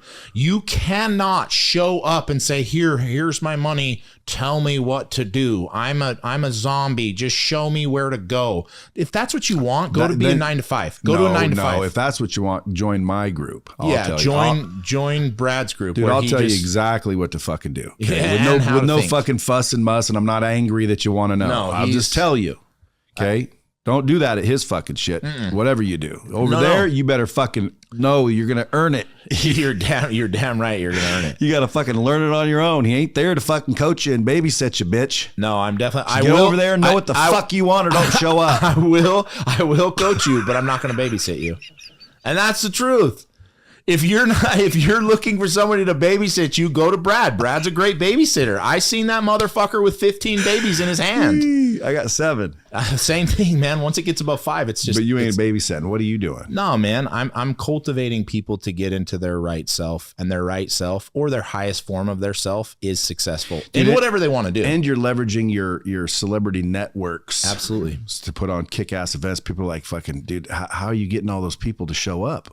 Dude, and I'm just creating great relationships. And then you're throwing parties. Huge parties. So it's called huge Limitless events. Society. Especially when it comes to Brad's kids, I've noticed Brad is like ultra protective. I just don't know what it is, but even if they hurt themselves, I'm fucking pissed. Yeah, I'm the same. And it makes me even more upset if it was very avoidable. Yeah. And Like I it was something. I get real pissed. And All right, hold on. Before we go to our next piece here, Jackie has to answer. she's already got the advantage of both. She did get angles. the advantage. Ask it, Andy. Baby, do I strike fear in you? I think you're more scared of me than I am. Oh, she said. Listen, me and Jackie are both so intense that, like, honestly, like, she don't fear me because Jackie, listen. And that's what the answer should be. She shouldn't fear you. Yeah. But what you're saying is correct. She But- should fear you in that regard. But it would be if somebody was to come against our family or if something were to come against what we love. Yeah. Like, there's no, like, it's just. Hey, you want to spend an hour a week with me helping you become a business badass? Well, check out my group in the link below. And by the way, use the word strike and watch. Yeah. Do I strike fear in you? I know you can beat the shit out of somebody if you want. So does he strike fear? See, but does he strike fear? See, you said strike. Yeah. Once you say strike, then she starts going, well, I've seen this. So strike was a manipulative word that you chose. No. It was a very choiced. Do you choice fear word. me is the question. And she goes, what do you mean by fear? Because her answer was no, too. Yeah, No, she didn't say no. But She you know- said, well, how are you defining fear? but you know what's cool too? Like, And if then you notice- said, do I strike fear? When you ask the question, like, I agree that your children should have that fear. Absolutely. Like, I think that there's a sense of respect. Yes. They need to respect Yeah. you. No, but your kids have nothing to fear. I can promise you. And Yeah, neither do- they and don't neither have do anything. yours. Yeah, they don't have anything to fear, but they should, because that's essentially how I mean, dude, and this is the Well, point. dude, of- we should fear the law. Yeah, that's what I agree with you. We should fear the law. That's why I don't. I fear the law. Yeah, that's the Why? point. Because I don't want to go to fucking jail. No. So many people are taking this like, well, I shouldn't fear him because he beats me up. No, that's not the fucking point. It's so much greater than that. You give respect to that which you do fear. Now, if my wife asked me, do I fear you? I would say absolutely I do, because I know she's not going to come in and beat me up. But here's what I do fear. If I do things that are without the bounds of what she has set, she's gone. She's fucking gone. Yeah. And that, to me, that scares the shit out of me. I want my wife for the rest of my life. So if I'm a dipshit and I'm a fucking idiot, she goes, which you've been known to be. absolutely. But not I within go those back and I go, boundaries. well, I fear that. I don't want that. Yeah. And So you that's- fear your wife? Absolutely, I do. Oh, what a magnificent relationship you guys must have. Well, I would argue we do but have this- a magnificent but this relationship. is how the good shit in life happens, and it's called authority, and it's called like Yeah. like it's It's called to me, it's called partnership. Well, also, hey, Yes. hey, how about this? It's fucking attractive. Oh, so it is. That's what I was gonna say. It's attractive as shit. Knowing Some people might because- call it BDE. Uh-oh, here we go. You haven't heard? What's that?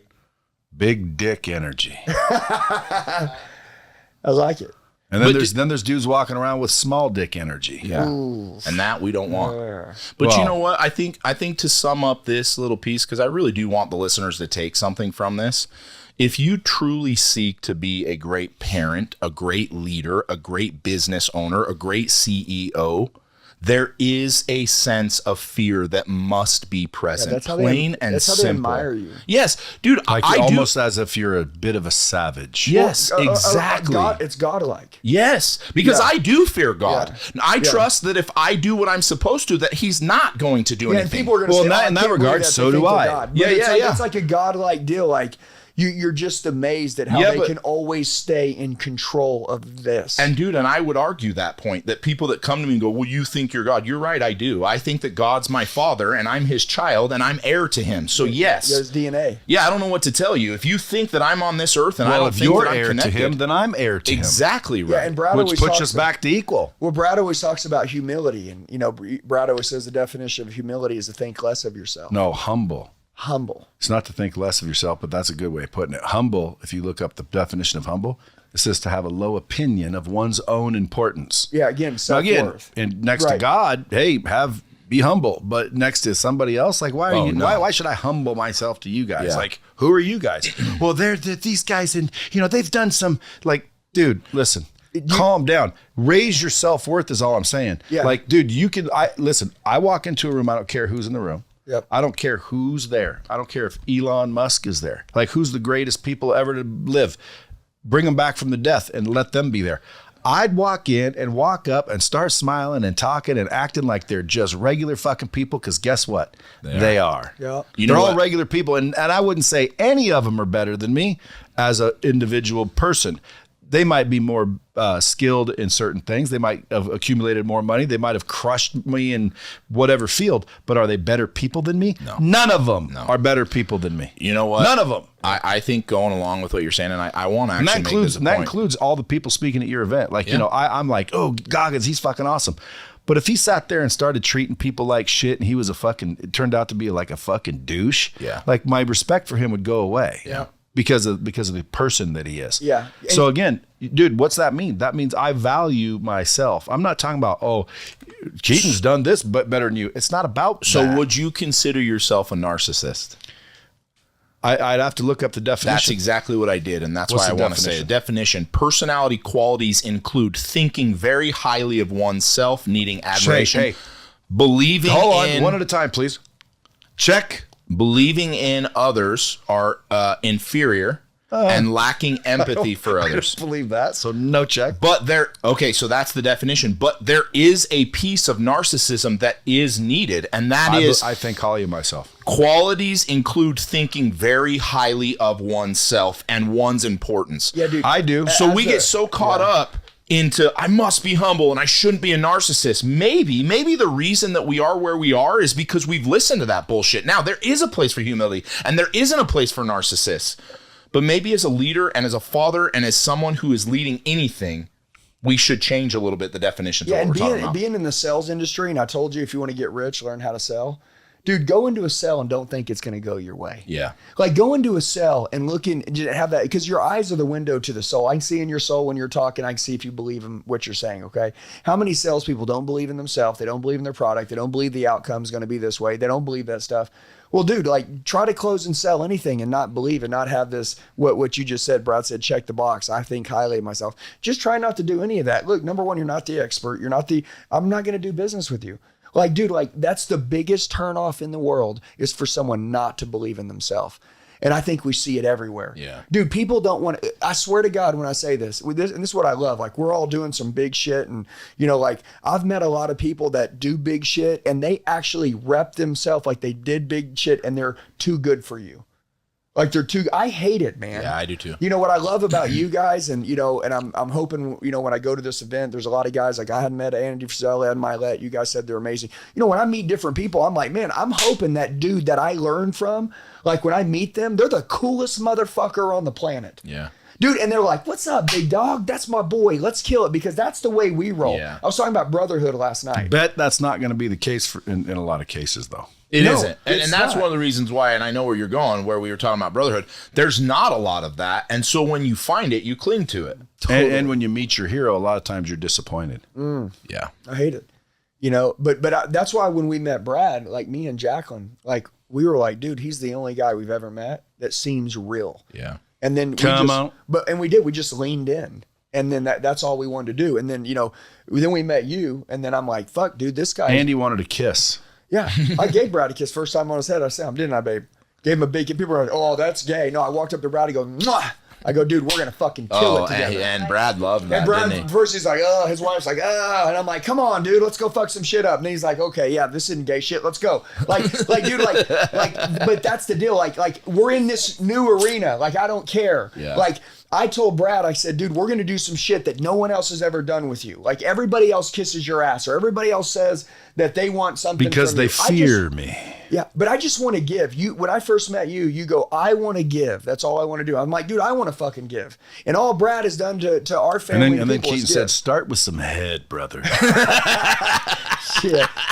That's funny. No, but the first time we met, what did we do? We raised $32,000 and gave Yeah, somebody. dude, the first time we went and hung out, we gave a food truck guy 32 grand tip. Yeah. I mean, like, it's just Well, like, I think it was you and 32 others, but yeah. yeah, but like, I get your I think point. it was a lot of Andy. You're and only supposed to do $1,000 a piece. I I know, know, but a but lot we- of people didn't come with a A lot dime. of people didn't come with money, so But- Andy and I came Dude, up that's with rude. But you know what was cool though is that like nobody gave a shit about taking anything. We were all just giving. And dude, by the way, if you want money, go give some money to some people. Like, there's so many people that are trying to take, and you can't get what you're trying to take if you're not going to give it. Well, dude, why don't you like say X percent of any ticket sales you're going to use for the tip thing? Well, yeah, and by the Well, way, we actually Because are. you want to do that anyway. Yeah, well, we are. We're doing. Yeah. I just haven't announced it. We're actually doing a part of what we're doing at the event is part of the charity toy drive for kids for Everyone Christmas. will like that shit because Yeah. people deep down, I think, want to help. yeah, dude, There's questions on surveys you'll see, and you'll notice now Hey. that I've said this. They'll say to you, do you think people are out to get you? Have you ever seen that question? Yeah. On like psychological Yeah. tests. If you say yes, that's not the right answer. and, You know, I really don't think there's a bunch of bad people in the world. I don't I either. think most people are good people. Yeah. There are some bad, but mostly good. I think they're but around they're around the wrong people. I so also they can't think find their own identity. there's a lot of people who just are do nothing bitches. Well, it's because And I'm not saying good or bad, but even if you're a good person, you're Yeah. just a do nothing bitch. You don't do anything. Yeah, but do you Okay. know why? Because you don't have the right information. Yeah. I believe that it's people. Nobody wants to lose and be a but fucking Brad, piece of I'm gonna shit and all challenge- that. Nobody wants to do that. They just are that because nobody's grabbed them by the fucking scruff of the neck and shown them the way. Because if you showed somebody the way, or you gave them the right information, 90% of them would fucking jump at the chance. Brad, And that's why I bet you so, anything. So I'm going to call it out, and let's see. Anybody and everybody that's made it to this part in the podcast, you're the true 1%er. So I'm going to give everybody a test. Is that cool? There's Sure. two types of people. There's right now people and not yet people. Okay? Go type in thelimitlessarena.com. Go buy yourself at least a $297 ticket and be with us, be with all of us and these other 15 other badasses and 10,000 other people in the greatest one-day event in Salt Lake City in the history of time. And you can either say, well, not yet. And at least you know who you are. Yeah. At least you know who you are. By the way, Brad, you said everybody And I wants to want you help to somebody. tag me on social media so we can Hey, shame you. Dude, by the way, matter of fact, the second you buy your ticket, if you tag me, I know if you tag, it'd be the muscle on Instagram or Brad, we'll share it. But I'll Yeah. tell you this, I don't want to just share your shit. I want to meet you. Dude, your future businesses are going to be the people that are in that arena that are going to be running it. Dude, like these people, if they really want to help people, right? Don't say not yet. Go to the event, and I swear to God, there's going to be a $100,000 idea. There's going to be $1 million idea. There's going to be $100 million idea, and there's going to be $1 billion opportunities. And if you really want to help people, you got to go help yourself first, which is what we were talking about earlier. Like, you got to love you. You got to have your own self-worth. So go and just invest in your own self. Self-invest, the greatest investment ever. 1,000% ROI on a $297 ticket on a one-day event. And people say, not yet. I'll do it later. No, you won't. Because right now, if you really want to become this badass son of a bitch, if you really want to have 7, 8, 9, 10 figures in your bank account, if that's really who you want to be, from people that are making it happen, buy your freaking ticket and we will see you then. Or not yet. Not yet, but you're going to not yet your ass, and we're going to keep doing it. And that's the reason why your company got built. That's how your company got built. That's how my company got built. That's how other badasses that we're coaching are getting their deals, by saying, all right now, let's go. You said do it. All right, let's go do it. And they do it. They don't think about it. You know, they don't question it. They don't ask anyone else. Go ask your friends and family if they think you should sacrifice and do it. No. They don't think you should at all. They think you should not be bothered. Well, some of your families would. You know, there's some families out there that are supportive. Depends on how much it costs you. Yeah, well, he's right in most cases, but I just want to add that there's probably people that, like, you know, they're thinking $300, you know, I kind of don't, you know, I need that for other things. Like, their limited mindset. That's why you think that way. Yeah. Folks, I've never spent money I shouldn't have spent and had no more come after that. Do you know that? Like, that's a good way to put it. I've been in a lot of situations where, like, I don't think I should spend this money, and I fucking spent it anyway. Yeah. And guess what? It came back. More money came. Right, like, every time more money came. So it's like, if you think, and that's, by the way, partly why I think in abundance, like, dude, there's no shortage of money out there. Yeah. Someone could say, oh, you could, you know, yeah, that shit could happen, I suppose. But in my mind, dude, money's easy to get and it flows to me. It's attracted to me. Yeah. Like, if you said, hey, Brad, we found a building, it's $19.2 million. And like, we're going to be rich if we get in. And I'm, you know, emptying my bank account. There you go. There's the $19.2 million. Now I got fucking nothing. Well, I don't think like that. No. Yeah. I'd say fucking, that's a killer investment. And now I'm going to fucking have to accumulate some more real quick. 100%. But I'll accumulate more. I do not think I won't. But for those people that are sitting out there listening to Andy, I want to touch the other side of the people that, like, it's not that you don't want to go. You don't think you have the money. If you don't have the money, borrow it.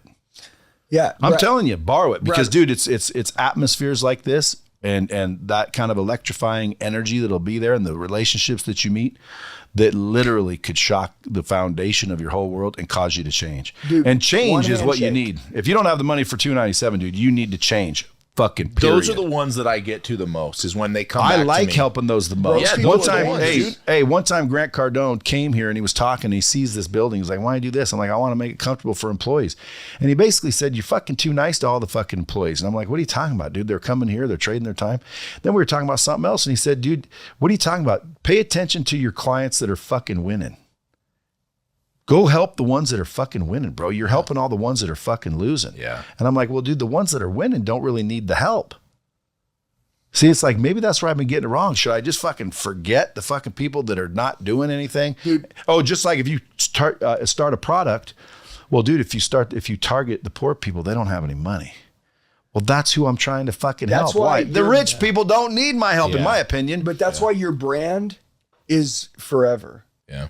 Okay, because everybody wants somebody that's not going to give up on them, and like, we don't give up on people. I'm just telling you, dude. We're we go too far, man. Yeah. You know, but we do tell you the truth. Like, quit being an idiot. Which is what most of those people need. Yeah. My favorite conversation now is, I tell people, hey, Limitless Society is $297 a month. Dude, it's life-changing, right? Are there going to be artists there?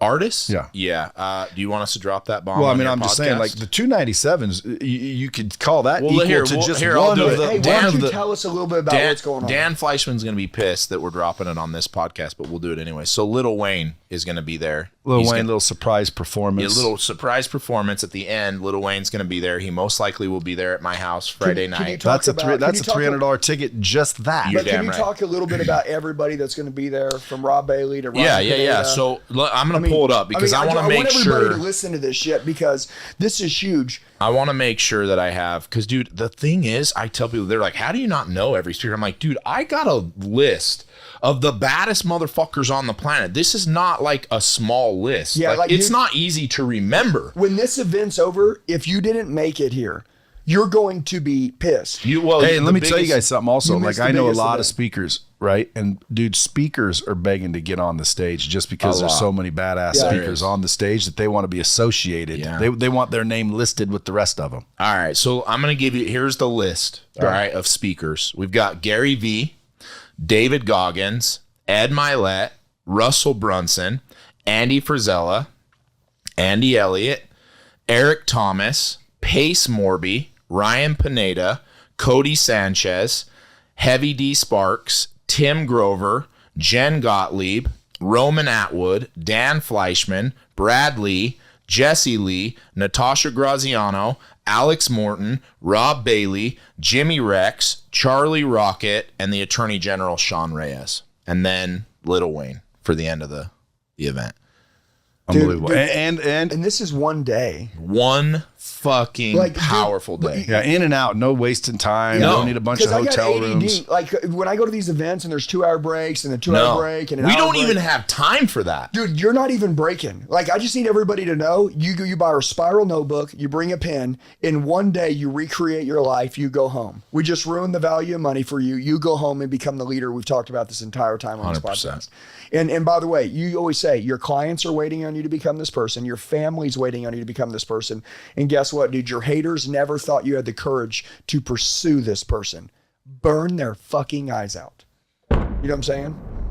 Yeah, burn them. And hey, I want to say this, that dude, like my whole team, Elliott Army, Brad, our whole team will be there. There's going to be 100+ of us. We're ready to roll, man. Yeah. You know what I'm saying? Like, we're ready. Like, I'm excited, man. Like, this is going to be September. This is going to be a movement. September 23rd.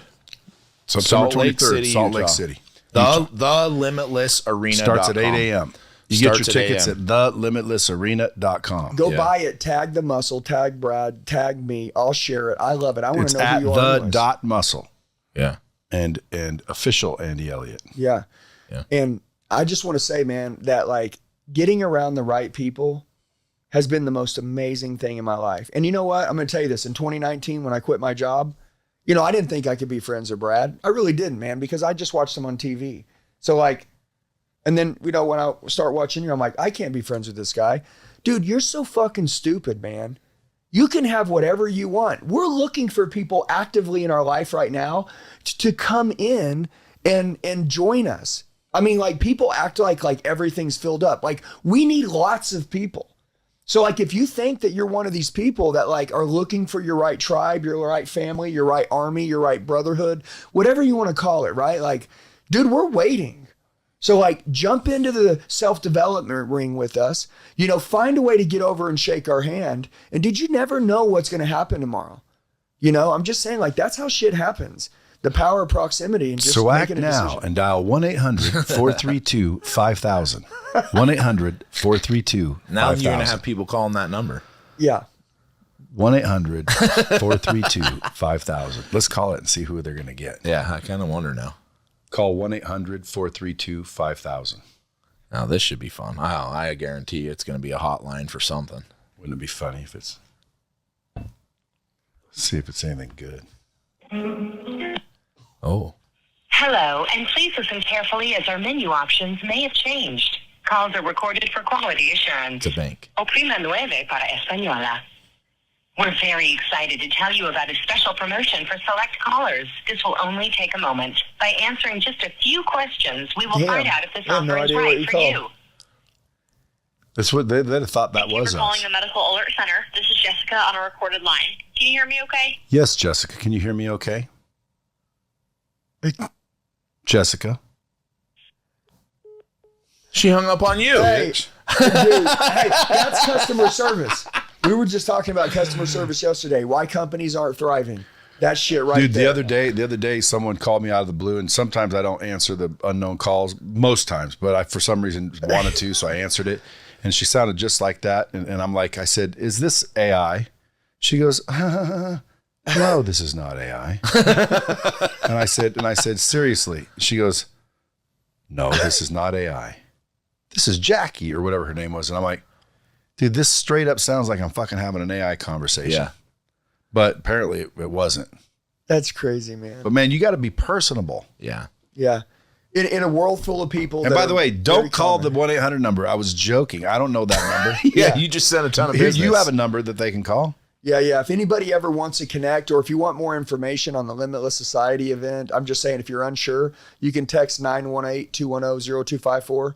That's our personal You number. get your tickets if you text, or you go to Limitless Arena. Either one. Yeah, Hit and dude, the all muscle, the dot muscle in the DMs. Don't bother me. Just bother them. Yeah. Yeah, but you need to be there, and in a world full of money's money's common now. Money's everywhere, Yeah. but a lot of people don't have money. It takes uncommon people to have money, which is very common. So if you want to change, right, and you want to make a lot of money, just go to the event, buy a ticket, go to Salt Lake City. We're going to be looking for you. Come looking for us, right? Yeah. And that's it, man. No, that's going to be a fucking fun time. Dude, it's going to be stupid, man. And if you can afford it, man, I strongly suggest stepping up because, dude, I'm telling you, if well, you get to eat lunch with all the no, speakers. but the VIP party the night before, you know, I was there at the last one, and I'm telling you, man, these people are really there. It's not filled with autograph seekers. It's filled with other fucking successful business people, and there's good conversations, connections happening. Dude, the VIP party you throw, those are real. Yeah, let's do this. Let's give out 10 more spots to the VIP. Let's do it. I'm in. Okay, so you can text that 918-210-0254. Say, hey, I want a VIP deal. It's $10,000. $10,000. And you're with all the people the night before. Okay, and was it 4 or 5 hours? Is that right? Or About 5 hours. Yeah. 5 It's hours? supposed to be. It's supposed to be, fucking- but it went into the wee hours of the night did. last Brad time. was there till 1 a.m. And dude, Everybody even was. Andy By the way, but Frizella was. It's at your house. It's at up my in the house. mountains, Yeah, it's up at my in the house. mountains. It's not really for those who are listening. This is not a normal thing. You're not going to find this anywhere else. Hey, We by the way, literally fly it's these priceless. guys into my front yard in a helicopter. And we don't have a stage. We don't have speakers. We don't have audio. It's literally the brotherhood. highest level of networking with the highest level of people for 4 or 5 hours. Yeah, hey, There's no agenda. Trust me, if I you love guys what he like said. if you guys like fighting and you like fucking, you need to be there, and don't worry about what to wear. It's just gonna be you and Keaton. Let's do a backstage pass. Let's do it. I'm in. Yeah. What does it look like? Go to the website, thelimitlessarena.com. Okay. Fill out the form that Okay. you're going to have to fill out. Okay. And we'll give away a backstage pass tomorrow. How do we tell them that? How do we know? tomorrow? Because we don't know when this will drop. Yeah, this will drop. When are you going to drop this? It'll drop. Well, in- okay, the check so clears, let's do this. brother. Let's do a giveaway, and you have to say that you came from Brad's podcast, No, just say you're from the Bomb Squad. from the Bomb Squad, and we will literally give away a backstage pass. And just so everybody that knows, drop a bomb. The backstage pass is $3,000. Okay, so what he's saying, fellas, ladies, gentlemen, listening, all you got to do is go buy your ticket at the Limitless Arena and then fill out a form and make sure you put Bomb Squad in there. Yep. And they're going to, pick one? Yep. They're going to pick one. So you guys can get a backstage. Yeah, Get a and chance also, to get a backstage but pass. you can buy one for $29.97, Yeah. right? And you can eat Yeah, lunch yeah. with the speakers. You Yep. can do all that, right? So when you go to that, I'm just saying the bare minimum ticket's $297, and then you can get some better seats. You can be down on the floor with the speakers. Well, the You can do website all shows that, yeah. Yeah, it shows all that. the information, and you can text that But number, dude, this and is they the can tell you. greatest event that has ever been put on for entrepreneurs. If somebody's fucking thinking whether they should go or not go, you're an idiot. You don't do like Tim Grover says, winning don't recognize you. Brad, you said you have a way a law to pull money in. You attract it. It's called turning money on. You turn it on, Brad. You turn it on. Yes, You know what I I mean? do. Most people turn it off. It's well, I'm busy. Well, dude, get unbusy. Busy equals broke. Yep. Productive equals paid. Get productive. Put something on the schedule that could change the whole. It could be a paradigm shift. This event should be called fucking paradigm shift, because anybody that goes in there is going to totally change their whole life. I can't wait to go. Dude, and that's the whole point of the event. I want to slam dunk for 12 hours, people like Andy, people like Brad, and to sit and listen to them with a notepad and have the energy and the atmosphere that we have. It Total will be, recreation. it 100% will be life pivoting. Total recreation. Life pivoting for a lot of people. So when you come, be ready to fucking pivot. Yeah, and hey, how about this? Bring some of your buddies that you've been wanting to go. Bring your wife. Bring your team. Bring Yeah. your team. Bring your girlfriend. Here's Hey, another bring your thing. kids. Here's what people should do. Watch this. Send people that you know in your organization a link and say, "Hey, I'm going to the Limitless Arena thing. I wanted to see if you'd go." And anyone in your company that won't go, you might want to let get you rid know of. what- Well, I mean, at least I'd start taking a second look because, dude, who would not want to go up level? Yeah, it will let you know what you got. And by the way, if you're trying to coast in life, the only way you coast is down. Yeah. Yeah, you got to climb. And Brad's been wanting to put on an event called The Climb. This is The Climb, man. Yeah. Not just climb. Yeah, climb. I like you know? that. It's an event where you bring in a bunch of people and you have the opportunities there. So like, all these different opportunities where, dude, sign up. It's right there. It's right there. And it's a climb event because, dude, that's what you got to do is you got to climb out of the rat race. Absolutely. I love it, man. But that's another event. Let's not confuse the bomb No, squad. I just was saying that as you're And by the way, that's a someday, maybe probably never happen event. This one's a real event, September 23rd. Yeah, if you miss this, you miss the greatest event that's ever been put on for entrepreneurs, salespeople, and business owners and leaders. Hey, and also let's say, do you guys have a code or no? Bomb Squad code. Yeah. Can you make one? Yeah, we'll make one. Let's If just you make it up, if you Ryan. make a Bomb Squad code, Let's make it won't necessarily get you any kind of a discount, but I'll make sure that it gets you cigars afterwards, or no, maybe. No, we'll afterwards. just do No, we'll I'll just probably- do we'll just do the giveaway. And not only that, And after hey, my we'll speech, give I'll away more probably than be one. spent. Hey, and I'll make a deal. After my speech, I'll probably just be spent. Well, shit, you were spent at the VIP, man. Oh, you I'll were so just wanna spent we go- couldn't even get you I'll just want hardcore to at go the home next and one. get some rest from all the energy I expelled talking to you guys. No. Because I'm going to bring some energy this time. You better. I'm not just going to walk out there Well- and fucking make people laugh. Dude, but this shit, like with all these cats coming out there, but knowing that there's going to be other badasses, dude, this bitch is going to get competitive. Yeah. Because I'm bringing the fucking heat. My goal is that when I start, nobody's going to fucking sit down. I'm going to fucking burn everybody's eyes out. I'm going hard. I want them to throw me out. I want you to throw me out. That's my goal. And I want to bring so much love and fire to a freaking era that can do some damage. Like you said, damage. Like we can do some damage right now. Dude, like if you want to get rich, just self-develop, man. Like just be in the arena, find any seat in the place and have something to write with, and what's written will be retained. You will leave a new man. Your wife will be emailing, texting me saying, thank you for fucking changing my husband's life. And women, come, bring your kids. I bring my kids everywhere. So if I was a dad, like I'm bringing my 3 kids, I'm bringing my wife, I'm bringing my team, I'm bringing everybody. Everybody that is important to me in my life will be there because I'm not going to get all this information and go home and have to explain this shit to anybody. Yeah. Okay, like if you give a shit, like you're going. So, Okay. Bomb 23 is the yeah. Just It's an actual discount code. There you go. if they want a you go. discount. Yep. Bomb 23. Yep. They can go right in and put the discount in. So we know who came from here, and we'll still select from that code to get somebody backstage. Bomb 23, kids. Appreciate you coming in, folks. I mean, we could sit here for another couple hours if you wanted to, only because, I know both you guys have deep knowledge in a lot of areas.